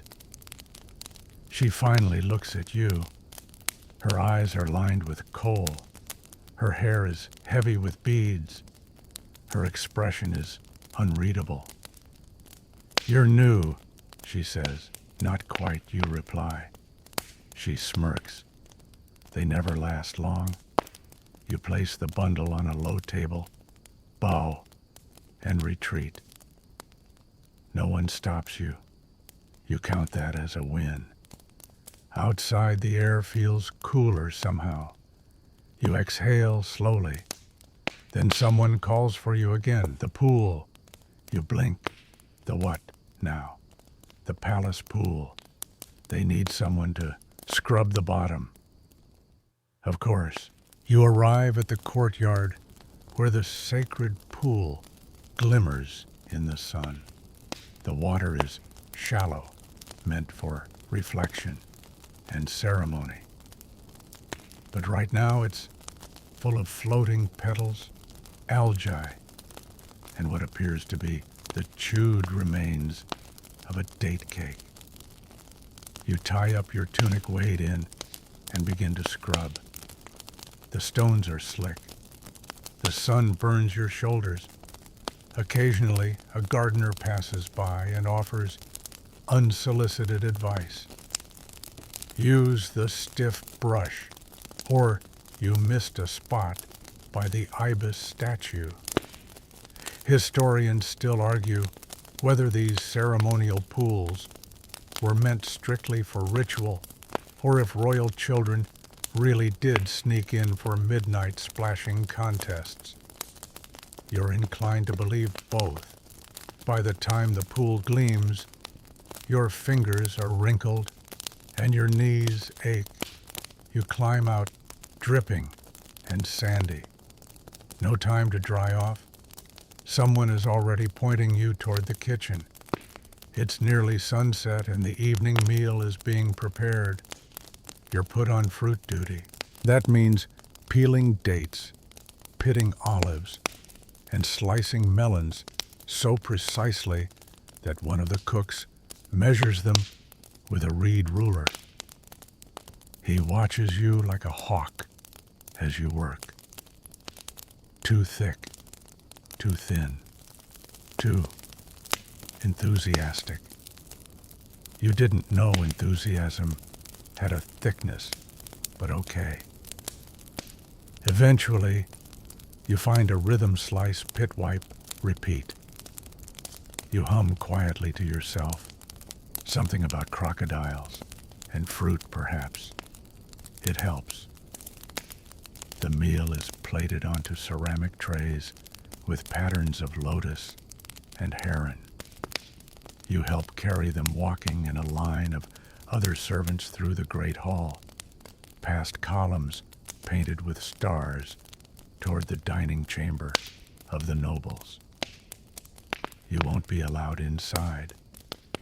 You stop just before the threshold, handing your tray to a more senior servant who vanishes into the golden glow beyond. You catch a glimpse, just for a moment, of dancers twirling goblets, raised faces lit by torchlight. Then the curtain falls shut again, and you return to the kitchen. Your meal is simpler. A piece of bread, some mashed beans, a wedge of dried fig, if you're lucky.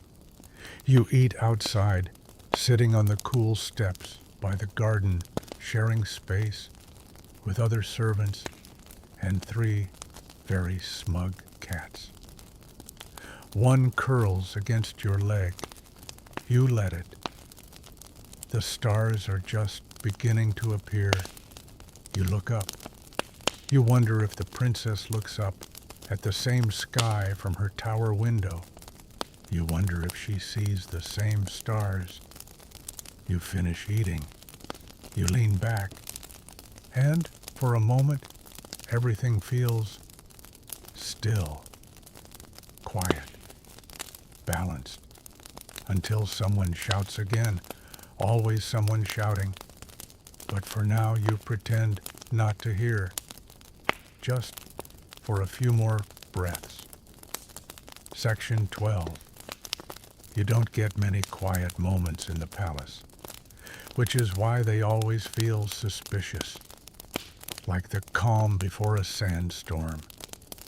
And right on cue, just as you're starting to think you might sneak in a real break, someone grabs your elbow. Temple priests, they whisper, and the words land like thunder in your ears. You bolt upright. Temple priests means ceremony. Ceremony means chaos. And chaos means you. They're arriving at dusk for the monthly moon offering, a quiet ritual by name, but not by practice. There will be incense. There will be chants. There will be someone forgetting the words. There will be, inevitably, fire. You are summoned to help open the main ceremonial doors, the big ones, the ones that creak like an old camel's knees and require 4 people to budge. The hallway fills with smoke before you even see them. The temple priests, 10 of them, maybe 12, all robed in layered white linen so stiff and pristine you'd think linen had opinions. They glide, not walk. And wherever they go, the air smells like myrrh-dried lotus petals. And something bitter, maybe crushed beetles. One priest is humming under his breath. Another holds a tray of small jars, unguents oils, resins, none of which you are allowed to ask about. You push open the doors, palms aching from the pressure. Light spills in from the outer court. It's golden, heavy, a different kind of sacred. The priests file past you in silence. One pauses, looks at you, says nothing. You hold your breath. Then he moves on. You exhale. Historians still argue whether these rituals were more political theater or genuine religious devotion. Standing here in the swirl of smoke and gold-leafed robes, you suspect it was both. Once the doors close behind them, your job shifts. Now you help prepare the offerings. A small team of servants gathers around baskets of fruit cuts of bread and folded cloth. Everything must be arranged just so. Not because the gods are picky, but because the priests are. A fellow servant whispers, "One time, a plum rolled off the plate and they made us start over." You nod solemnly. You believe it. Tonight's offering includes figs, barley cakes, a dish of honey, and a small clay jar of beer. You carry it on a bronze tray, arms trembling slightly, not from the weight, but from the pressure. You do not trip. You do not spill. You place it exactly where told. No one praises you. That's how you know you did well. Then comes the incense. The air thickens until it feels like you're breathing through a warm scarf soaked in perfume. Your eyes sting. You blink furiously, discreetly. The priests begin to chant. Their voices rise and fall like wind across reeds. Deep, then high, then deep again. It's hypnotic. You feel your knees soften. You lean against the wall, pretending to brace the tray, and for a moment, you forget. Forget what time it is. Forget your name. Forget that your feet ache, that your tunic is damp, that you haven't sat down properly since sunrise. All you feel is the chant, the smoke and the flicker of oil lamps dancing against stone. It might be beautiful if you weren't so tired. Eventually, the ceremony ends. The priests file out again slower now, as though gravity itself has changed. You help extinguish the lamps, one by one. With each one snuffed out, the palace grows quieter, dimmer, as if it's exhaling. You carry the leftover offerings back to the kitchen. Not all will be wasted. Some will be passed to the guards, some to the scribes. Maybe, if you're lucky, a barley cake will find its way to the servant quarters. But not yet. First, there's cleanup. Always cleanup. You and two others gather the ash bowls, scrape wax from the floor, and sweep up fallen petals that cling to your feet like shy beetles. One girl sneezes 3 times in a row. You hand her a corner of your sleeve. She laughs. You smile. It's not much, but it's a shared moment, and those are rare here. The corridor is nearly empty now. A single oil lamp flickers at the far end, and shadows stretch like dancers across the tiled floor. You take a slow breath, almost done, until someone rounds the corner, and says the words you never want to hear at this hour. The head steward wants you. You suppress the groan rising in your chest. Instead, you nod, bow slightly, and walk, always walking.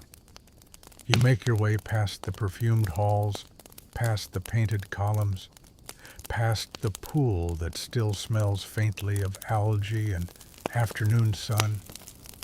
You knock on the steward's door. Enter, he says. He's not alone. There's a palace guard standing beside him, a tall man with a curved staff and a face carved from stone. The steward gestures to a small, wrapped bundle on the table. You'll carry this to the northern tower. Do not open it. Do not drop it. Do not ask what it is. Understood, you say, because what else is there to say? He adds, deliver it before the last bell. You check the courtyard. That gives you maybe 20 minutes. You bow, take the bundle, and step back into the cooling night. The tower looms on the far side of the palace. Your feet ache, but you move fast anyway, because the palace never sleeps. It just waits. Section 13. You hurry across the open courtyard, the clay tiles beneath your feet, still holding the heat of the day.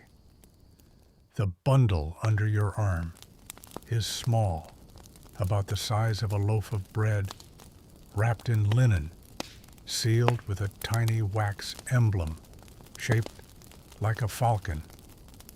It doesn't weigh much, but it feels heavier with every step.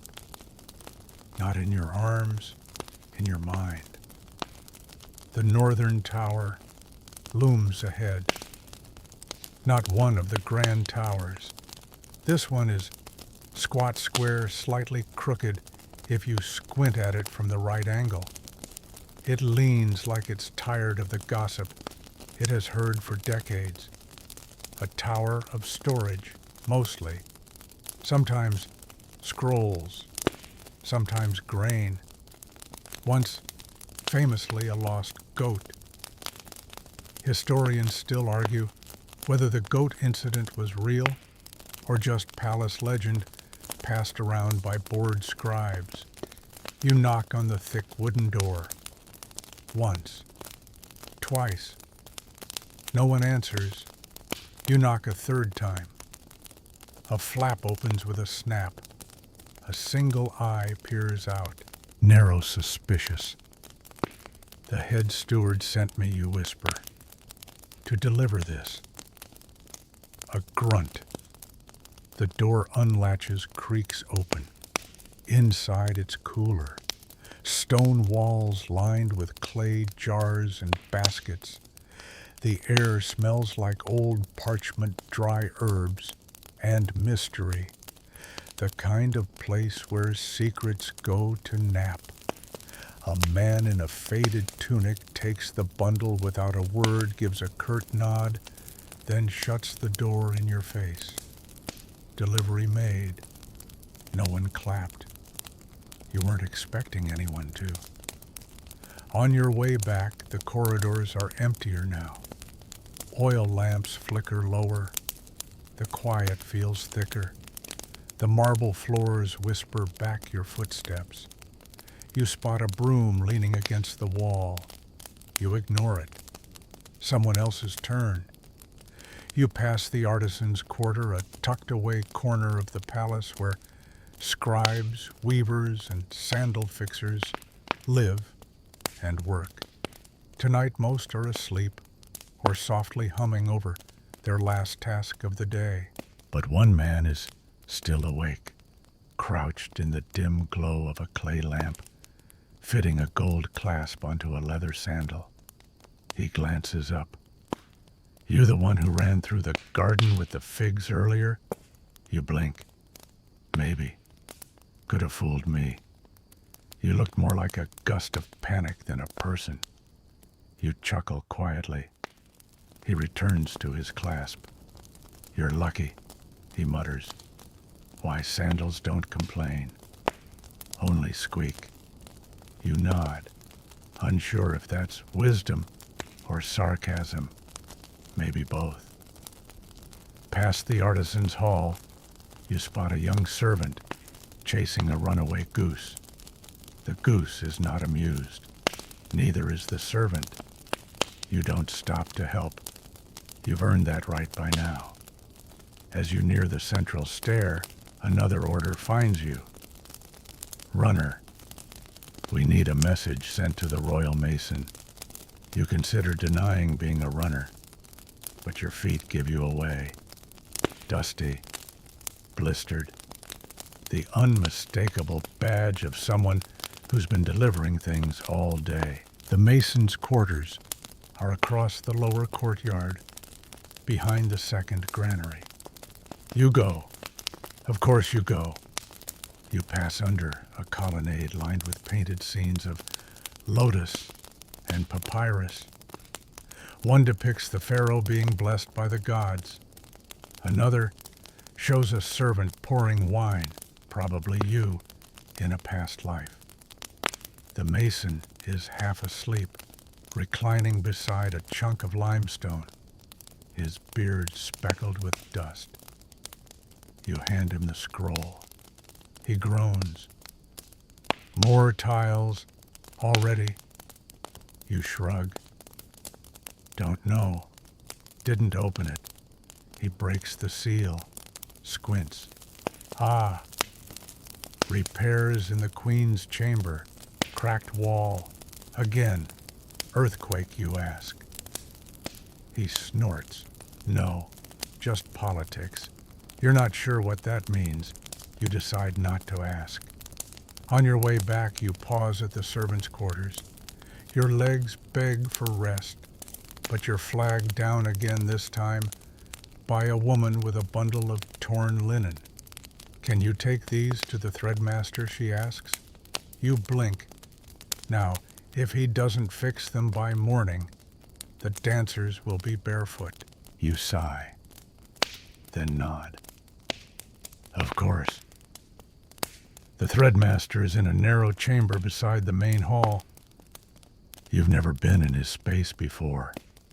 It's smaller than you imagined and smells like beeswax, old thread, and quiet rage. He looks up as you enter. Thin, sharp eyes, fingers stained with dye. You hand him the bundle. Who tore it? No one said. He grumbles, picks up a needle the size of your finger, and begins threading it without looking. You leave before he asks you to hold something. The palace is now almost silent. Almost. There's always some creak, some footfall, some sigh. Even in the darkest hours, the pharaoh's house breathes. You return to the central courtyard. Sit on a low stone bench. Let your spine curl like a reed. Overhead, the stars are crisp and cold.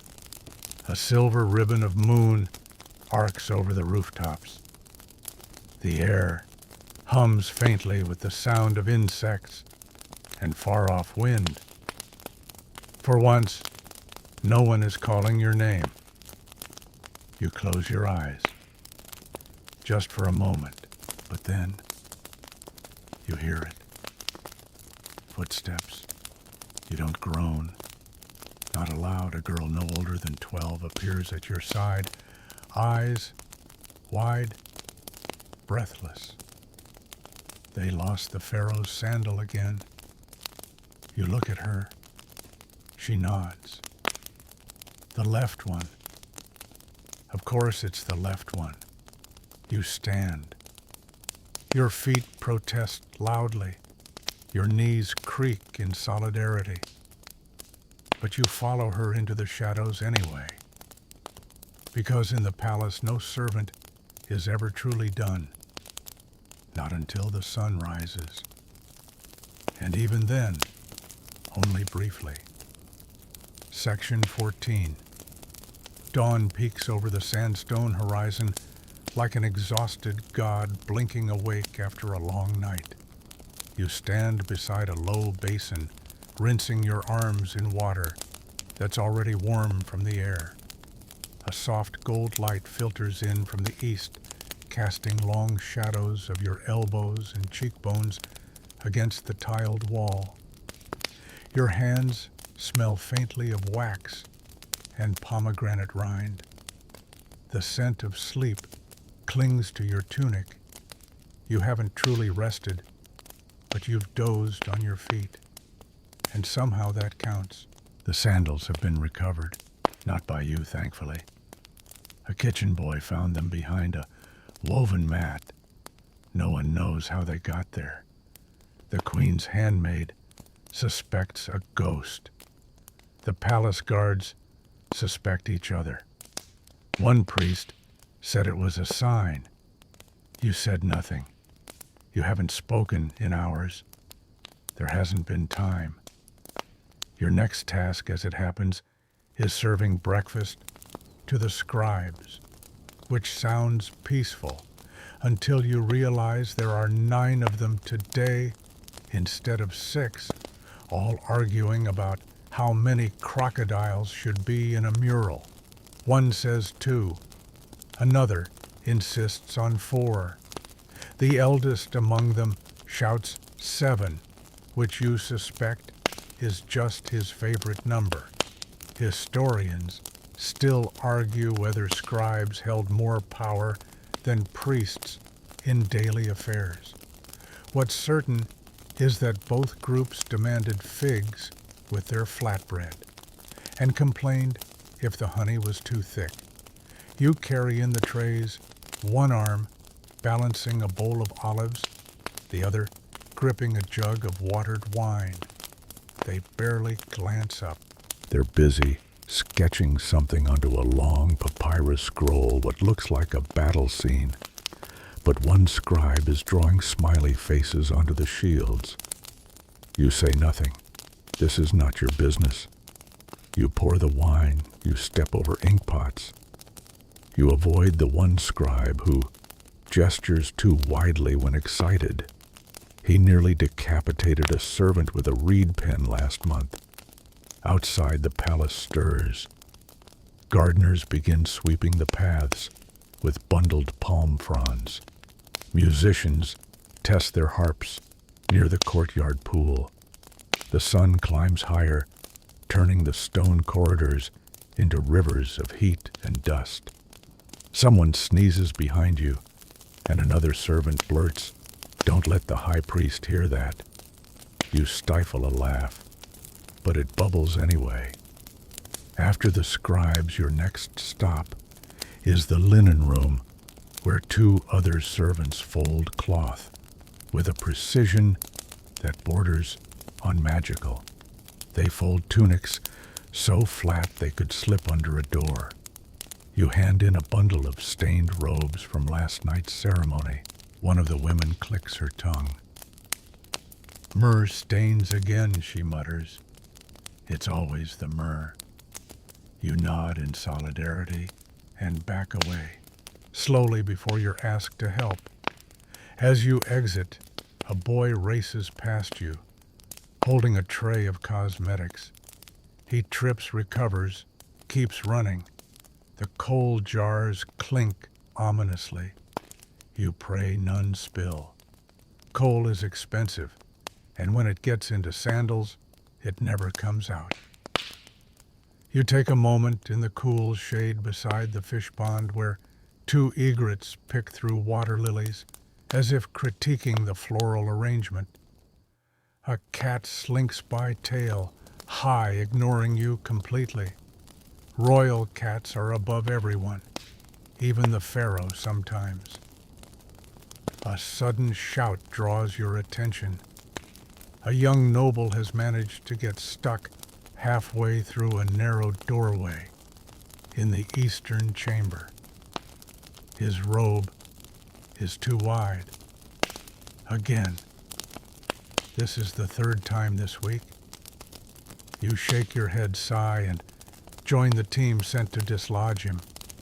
It takes pushing, tugging, and one strategically applied pot of olive oil.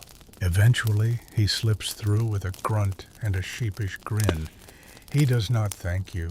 He adjusts his collar and vanishes into the hall like a breeze made of entitlement.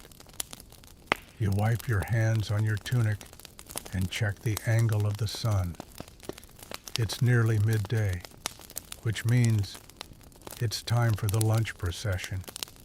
Servants gather in the main corridor, forming a long line of dishes, balanced on wooden planks, roasted quail, lentils with cumin, baskets of warm bread, and goat cheese wrapped in vine leaves.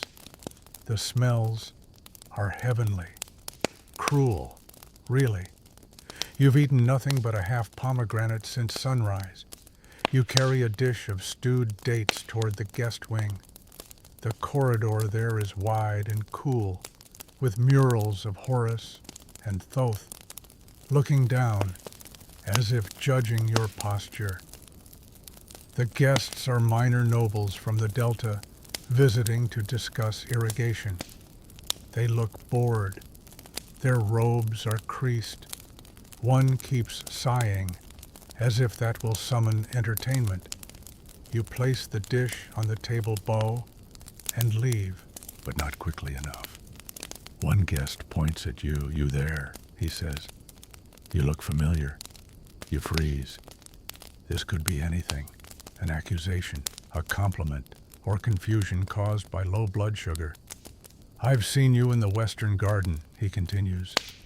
"You were chasing something." You nod politely. "Yes, a goat, my lord." He laughs.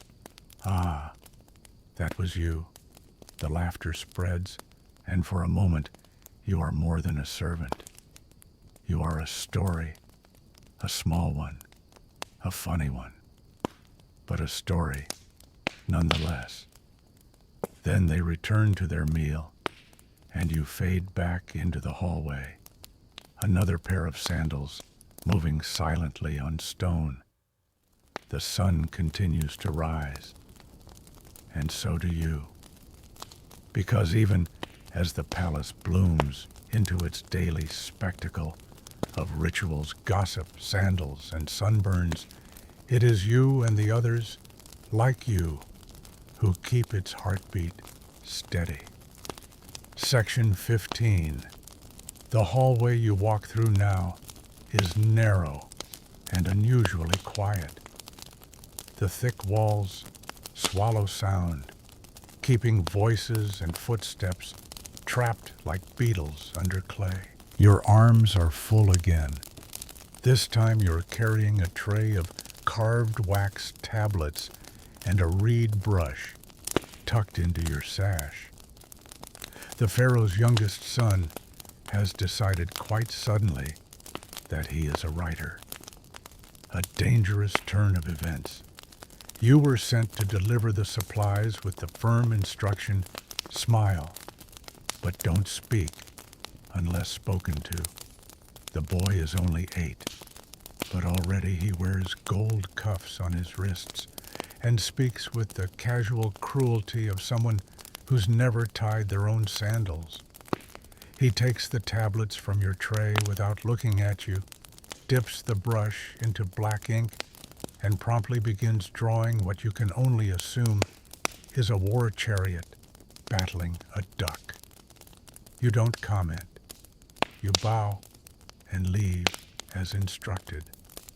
Outside the chamber, a fan-bearer leans against the wall, half asleep, feather plume drooping like a wilted palm frond.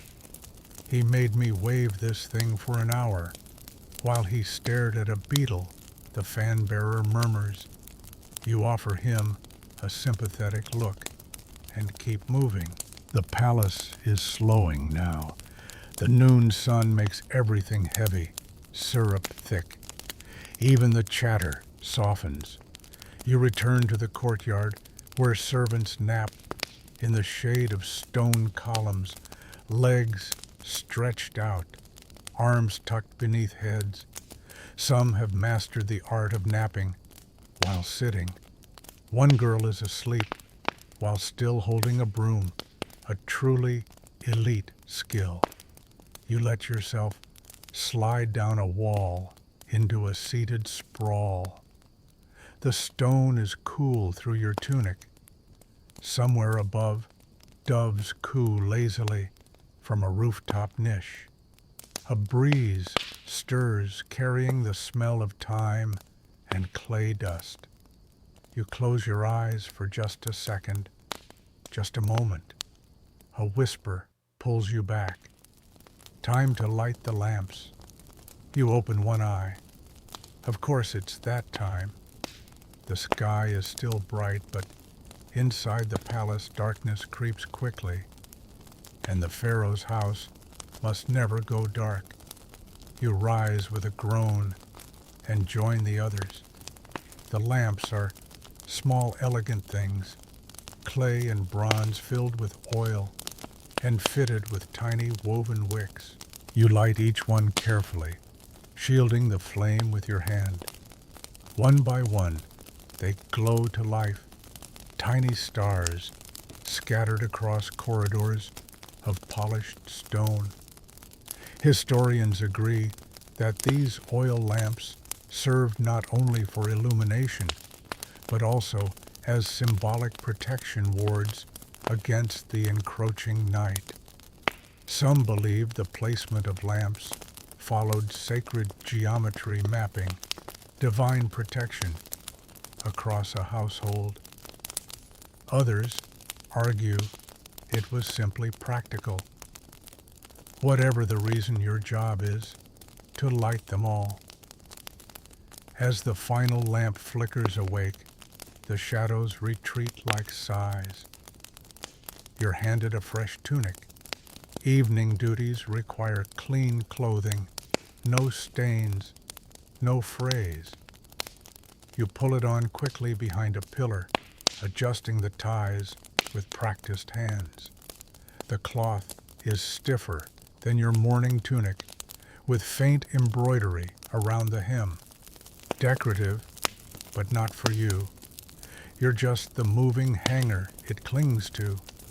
Evening brings ceremony. Torches are mounted at the outer gates. Musicians gather in clusters, tuning harps, stretching fingers, whispering gossip. A priest passes you his bald head, glistening with perfumed oil. He smells like lotus and stern expectations. You hurry toward the banquet hall. You won't be dining, obviously, but you'll be there, carrying platters, refilling cups, fetching more bread, more water, more everything, always more. The hall is dazzling, columns painted with cobalt and gold, ceilings high enough to catch echoes, low tables spread with fruit, roasted meat, and bowls of honeyed almonds. Incense coils in the air like polite smoke. Dancers wait in the wings, draped in sheer linen eyes, outlined in black. The pharaoh isn't here yet, but his seat, elevated wide, flanked by carved lions, is already casting a presence. You take your place beside the side door, ready to step forward when summoned. Across from you, another servant gives a small, tired nod. You return it. No words needed. The guests begin to file in. Nobles in finely pleated robes, rings, glinting sandals, spotless. They speak in low voices. Some laugh too loudly. One man is already drunk and hasn't even sat down. You can tell by the way he high-fives a column. Then comes the procession. Slow, ritualistic. The pharaoh enters, You bow so low your forehead nearly kisses the floor. He passes. You don't look up. You never look up. The music begins. So does the night. You step forward, platter in hand, keeping pace with the rhythm of the hall. No missteps, no spills, no eye contact, and yet you see everything. Who whispers to whom? Who refuses the wine? Who steals figs when they think no one's watching? You are the palace's eyes.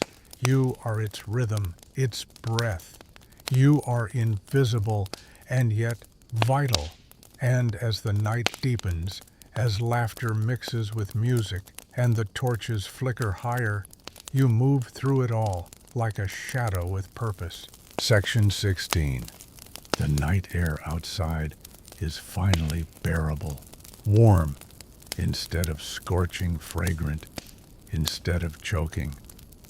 You take a moment in the outer hall where the breeze slides through the lattice screens like a whispering servant of its own. But your rest is short-lived because the lyres are out of tune again. Someone forgot to tighten the strings, and now one of the musicians is panicking. She plucks a string and winces, plucks again, winces harder.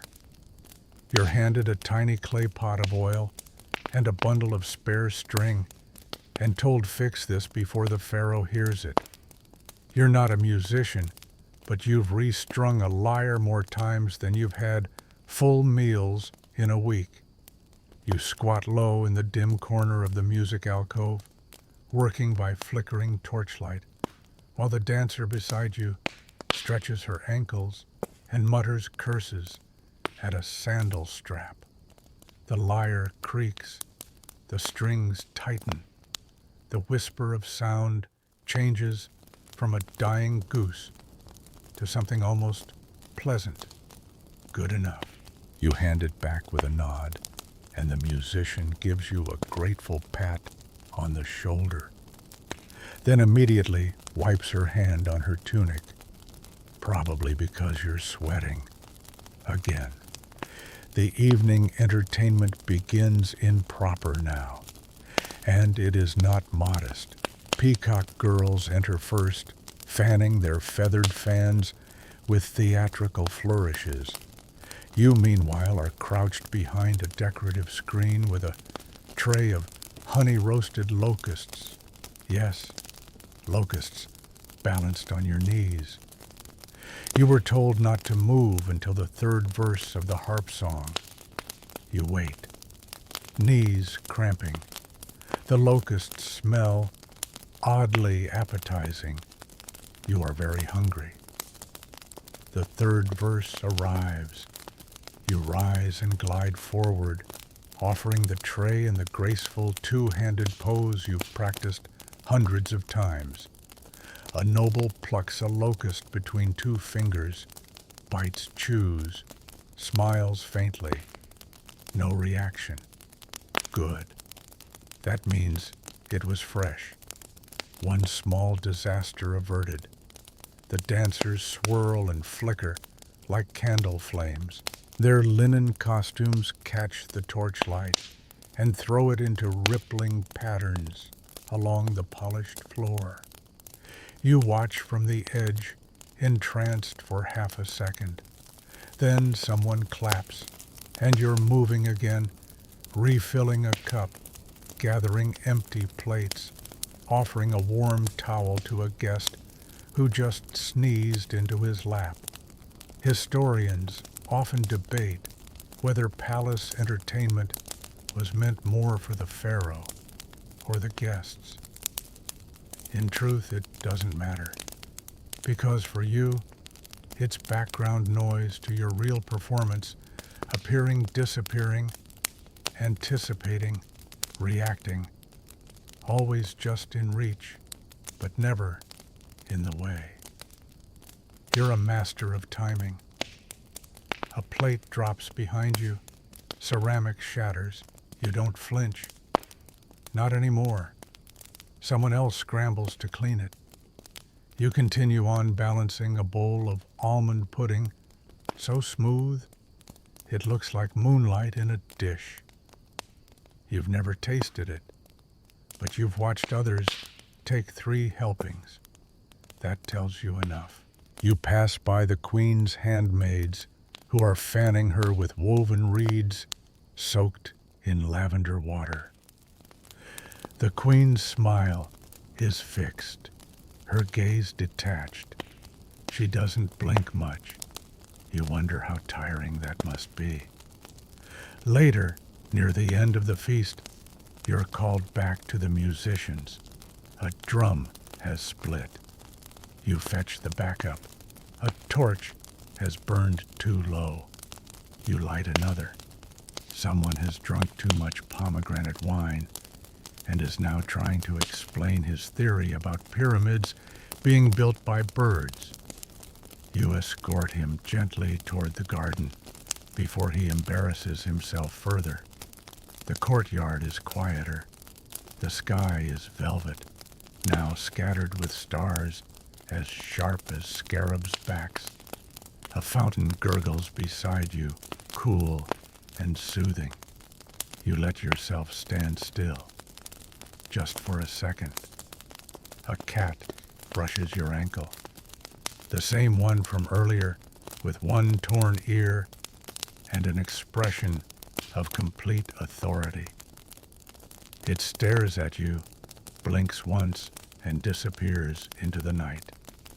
You're summoned again. Back inside, the final act of the evening has begun.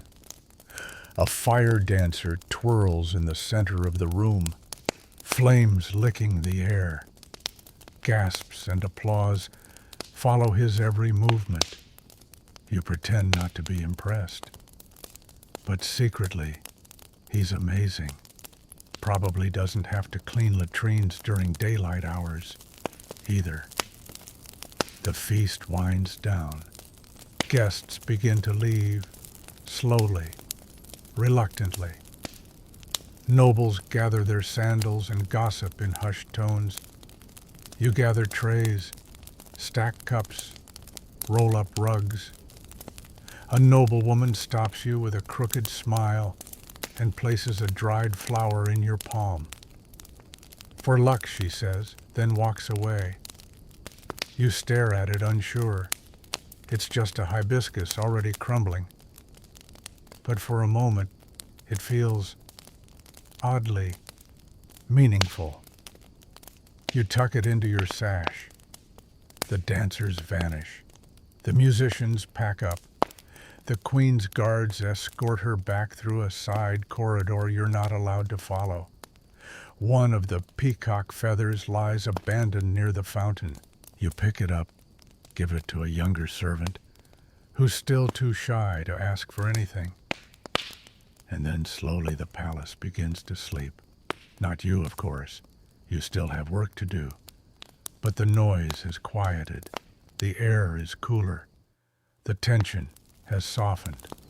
And for now, that's enough. Section 17. It's late now, though no one's really counting.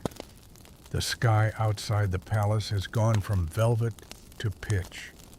If you squint through the decorative grills of the upper windows, the stars seem to have shuffled themselves around.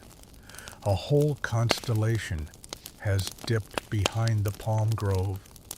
Inside, it's the time of muffled footsteps and half-spoken commands. You're summoned to the far wing of the palace, a quieter corridor lined with thick woven drapes and ornate jars, holding sprigs of dried myrrh. The pharaoh has retired for the evening, which means now the real final shift begins, restoring the spaces he left behind to immaculate silence. Your task is specific. You must stand by in the shadows of the hall during the dance of the peacock girls, should His Majesty require a fresh bowl of cold melon, or worse, need someone to blame if anything doesn't meet his expectations. You carry a tray of snacks, one shaky knee, slightly bent arms, locked in just the right angle for display. The bowl in the center is small and silver, the melon cubes perfectly aligned. You can't remember the last time you had a cube of melon. You try not to think about it. The Peacock Girls return, this time without the fans, but with ankle bells that whisper like wind chimes. Their performance is more subdued now, less spectacle, more rhythm. The strings and harps accompany them in soft patterns. Their feet are bare, their makeup slightly smudged. They've been doing this since sunset. You don't see the pharaoh, but you sense him, high above on the viewing platform, behind the curtain, a barely visible silhouette, still as a statue, but somehow more intense. One of the dancers falters slightly. Her heel skids on an uneven tile. A second dancer adjusts their timing to compensate, and the moment passes. You exhale, hadn't realized you were holding your breath. After the performance ends, you melt back into the hallway just as the musicians begin packing their instruments into linen wrappings. You pass a scribe who's dozed off with his stylus still in hand, forehead smeared with ink. You think about drawing a beard on him. You do not. A bronze bell chimes once. That's the signal. Cleanup begins. You trail into the banquet room, now emptied of nobles and now bursting with mess. Pomegranate skins, spilled wine-shredded napkins, crushed lotus petals. It's hard to tell where the entertainment ended and the chaos began. You sigh, roll up your sleeves, and start collecting. There's an art to this part of the evening. You can't just clean. You must erase. All signs of disorder must vanish as if they never existed. Cushions are to be refluffed. Rugs must be realigned with the cracks in the marble. If a single fig seed remains between the floor tiles, there will be questions. You do not want questions. As you work, you hear distant giggling. A cluster of palace children run past barefoot, late disobedient. Probably the offspring of visiting nobles. They vanish into the shadows like little goblins, leaving a trail of laughter and plum pits behind them. You'll sweep those up later. In a far corner of the hall, someone has drawn something obscene in wine on the wall. You sigh again. Really, you smear it away with your sleeve. There, gone. Historians still argue whether these late-night entertainments were as frequent as records suggest, or whether the palace scribes exaggerated the grandeur. But you know this much: the aftermath is never exaggerated. The mess is always real. The floor always sticky. The silver always out of place. And the servants always expected to make it disappear. Your tray is heavier now, loaded with empty dishes, half-eaten bread, and a napkin someone definitely used to blow their nose. You stack it with two others and carry the whole lot back through the winding corridors toward the servants' wing. You pass a priest who nods at you, or maybe he just sneezed. Back in the kitchen, the fire has been reduced to glowing coals. A cook snores in the corner. Another is still scrubbing a massive pan, moving in slow, looping circles. The smell of overcooked lentils still lingers. You drop the trays onto the washing bench with a soft grunt. Back already, one of the other servants asks, eyes wide with mock surprise. "I missed you," you mumble. He laughs. "Sure you did. You splashed some water on your face. Cool, sharp, like a splash of the Nile at dawn. Your arms ache. Your knees protest every crouch. There's something sticky on your sleeve you really don't want to investigate." But finally, the palace grows quiet. You hang the tray back on its hook. You place the folded cloths in their cubby. You blow out the final kitchen lantern. And you allow yourself to walk, not scurry through the back hallway, toward your shared quarters. The peacock girls are gone, their feathers scattered like dreams on the floor. The nobles are asleep, and in a few moments, so will you be. Section 18. The final hour of movement feels different from all the others. Not just slower, but softer, like the palace itself is exhaling. You tiptoe down the servant corridors, which now carry the scent of extinguished torches and warm stone. The walls, though made of limestone and plaster, seem to radiate sleep. Your legs carry you almost on instinct. You no longer think about the turn after the alabaster statue or the creaky floorboard 2 steps before the servants' quarters. Your body simply moves where it must. Memory muscle habit. You reach the storeroom first, because of course you do. You forgot earlier, the Queen's favorite linen cover needs to be returned. You fold it as neatly as your tired fingers allow, then set it on the highest shelf. Balanced just so. Next, the altar. Not the real one that's guarded, watched, perfumed, and surrounded by polished obsidian jars. No, you stop by the smaller offering shelf tucked near the rear courtyard. It's used by staff guards, junior scribes, anyone who wants to whisper a quiet prayer to Thoth or Hathor or whoever might still be listening at this hour.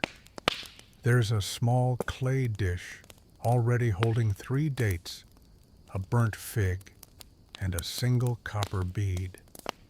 You add your own contribution, a tiny carved scarab, worn smooth from being rubbed between your fingers for years.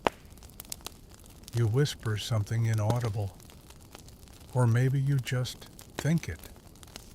It's enough.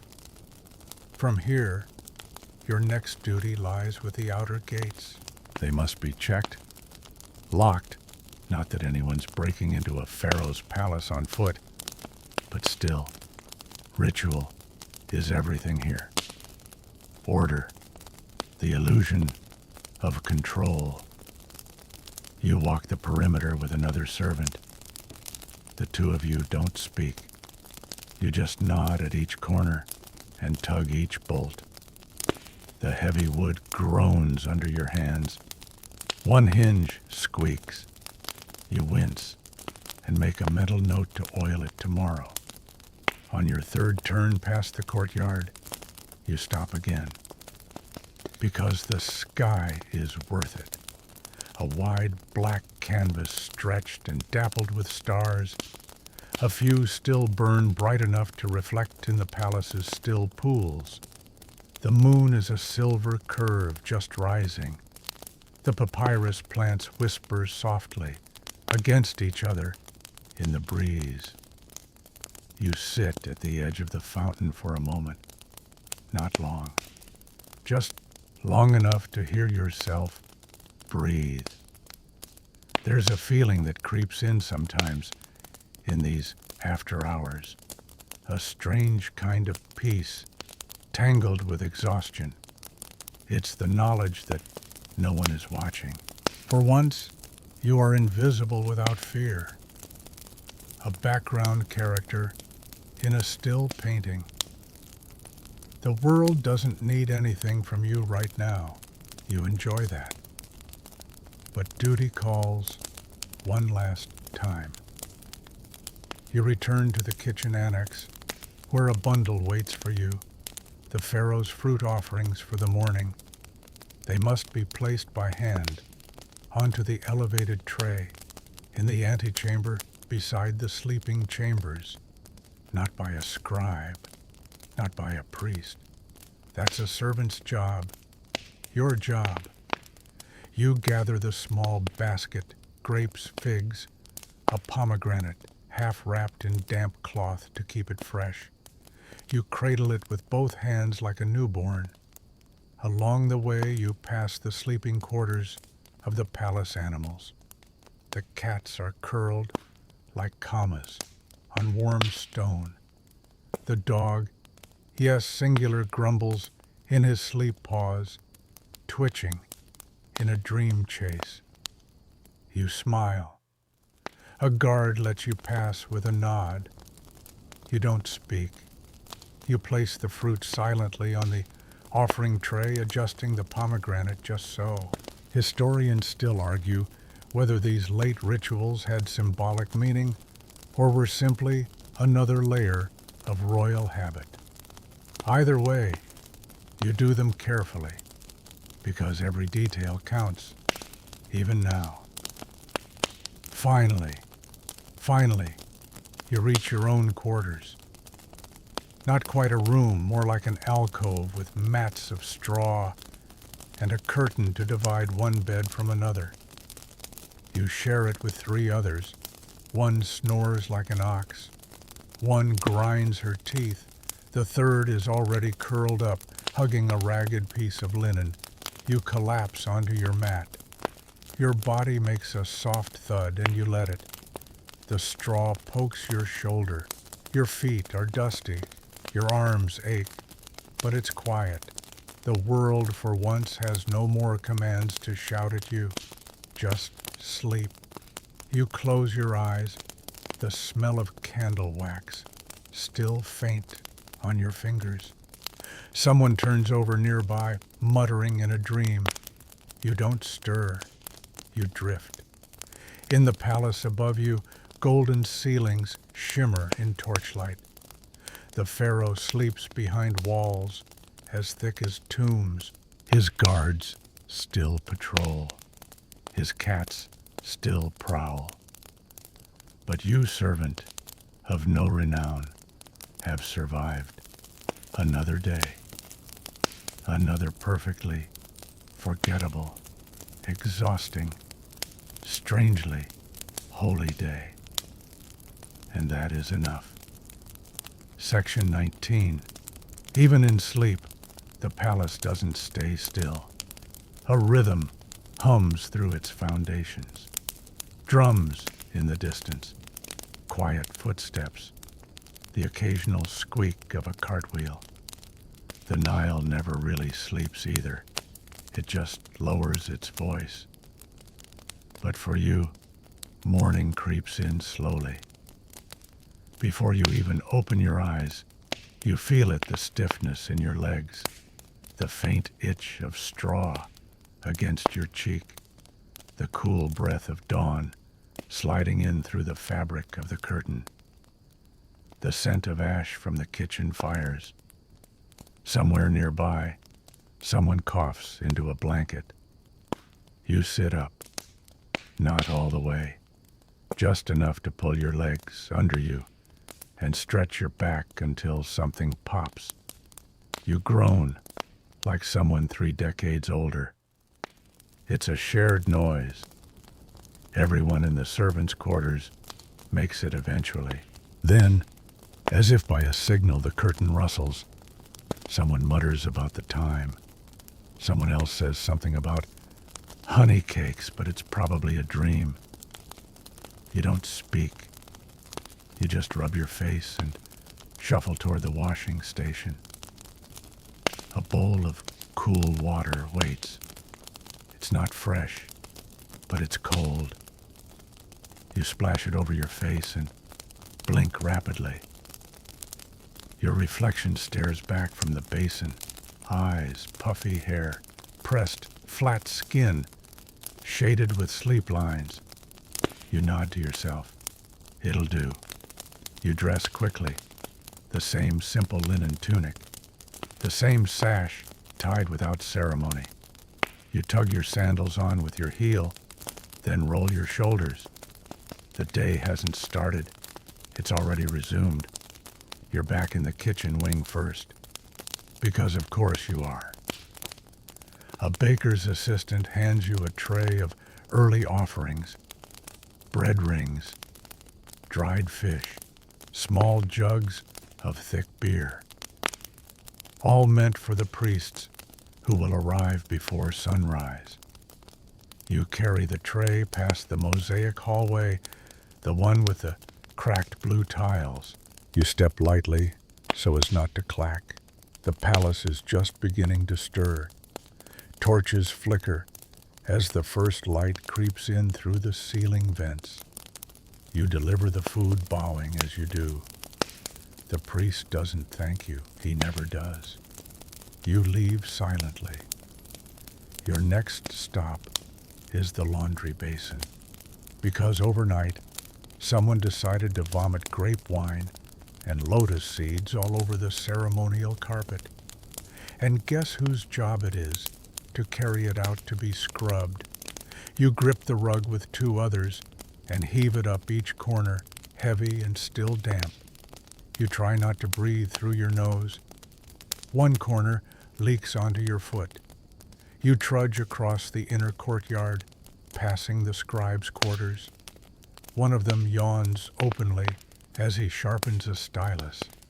Rough night, he calls. You nod. At least no lion inspections today. He chuckles. Yet. In the washing courtyard, two young girls are already pouring water from clay jugs into a low basin. They look at your carpet and groan in unison. Not again. You help them lay it flat, then begin scrubbing the edges. The scent is worse when wet. You don't look up until the bell chimes 3 times. That's the call.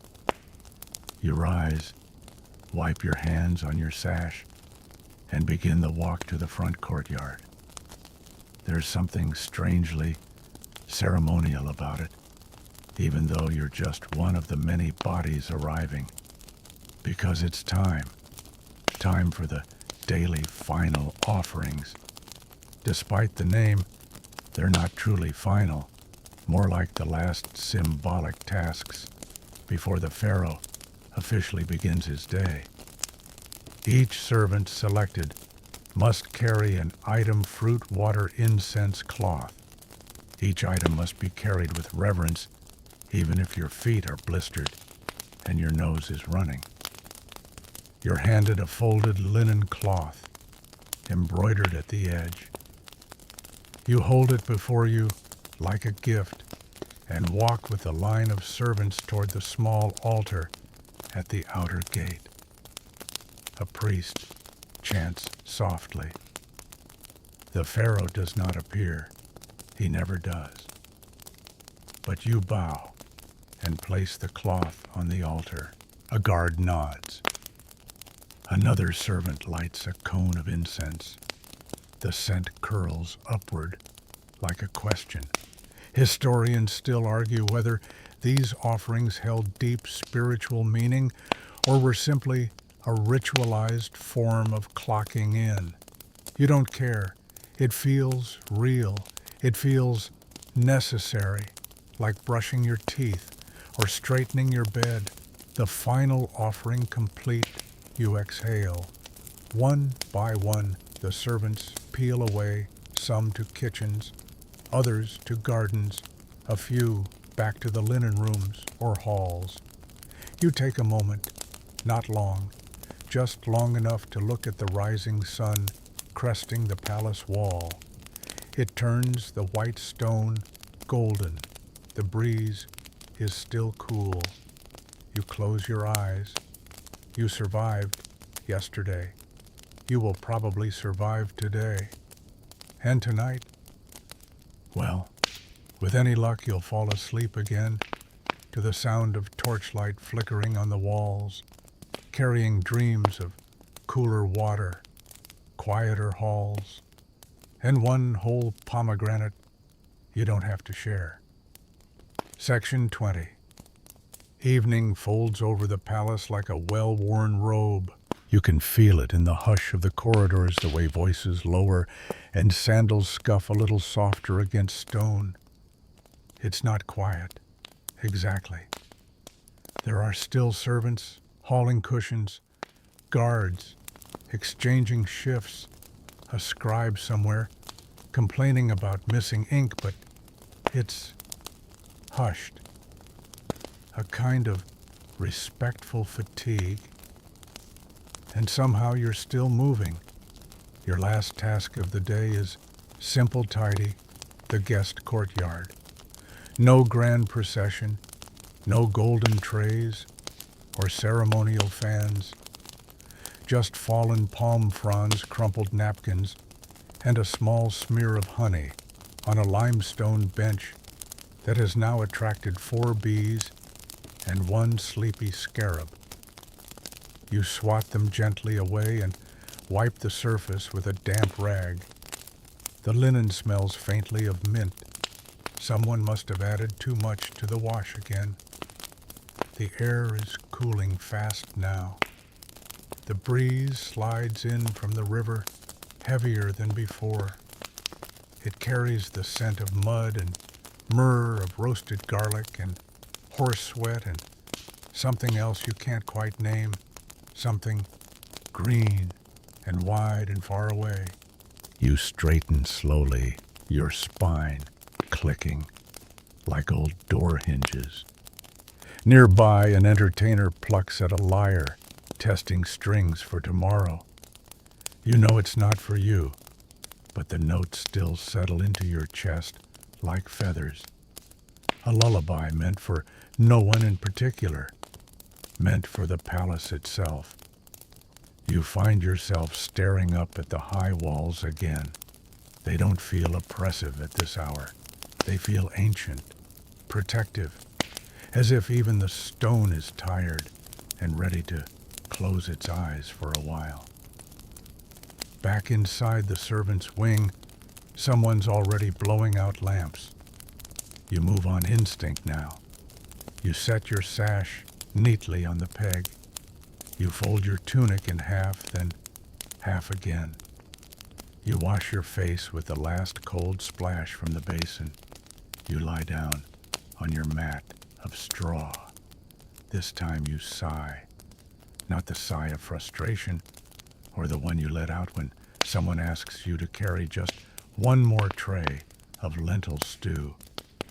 This sigh is quieter, smoother, a full body exhale, a thank you to no one. The straw pokes you as always. The mat smells like sun-dried cloth and someone else's feet. You don't mind. The sounds around you fade gently. Someone whispering about a dropped necklace. The soft glug of a wine jug being refilled. A distant creak of the main gate's hinge being secured for the night.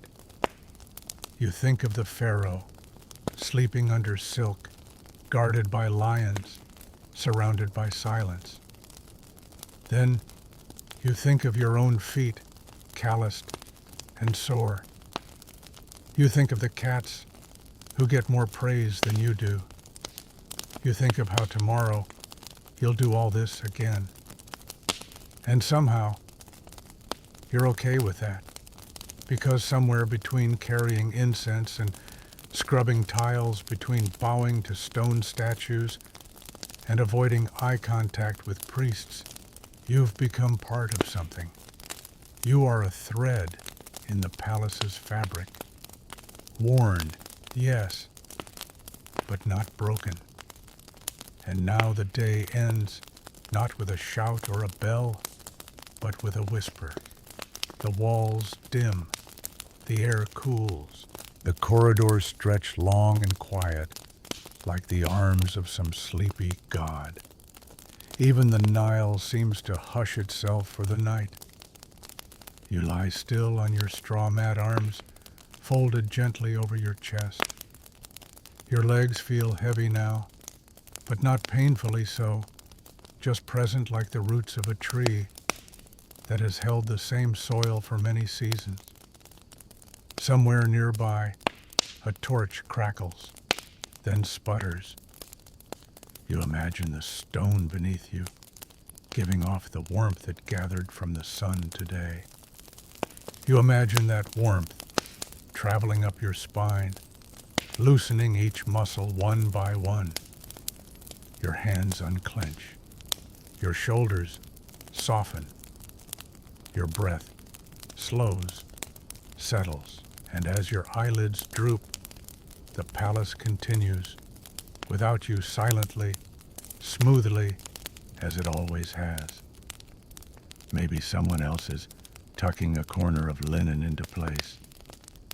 Maybe another servant is placing fruit in a bowl. Maybe a cat is curling at the feet of a statue. But for now it is not your turn. Tonight, you have done enough. You have scrubbed, bowed, carried, and endured. And the palace, in all its grandeur and gold, will spin on for one more night, with or without your tired hands.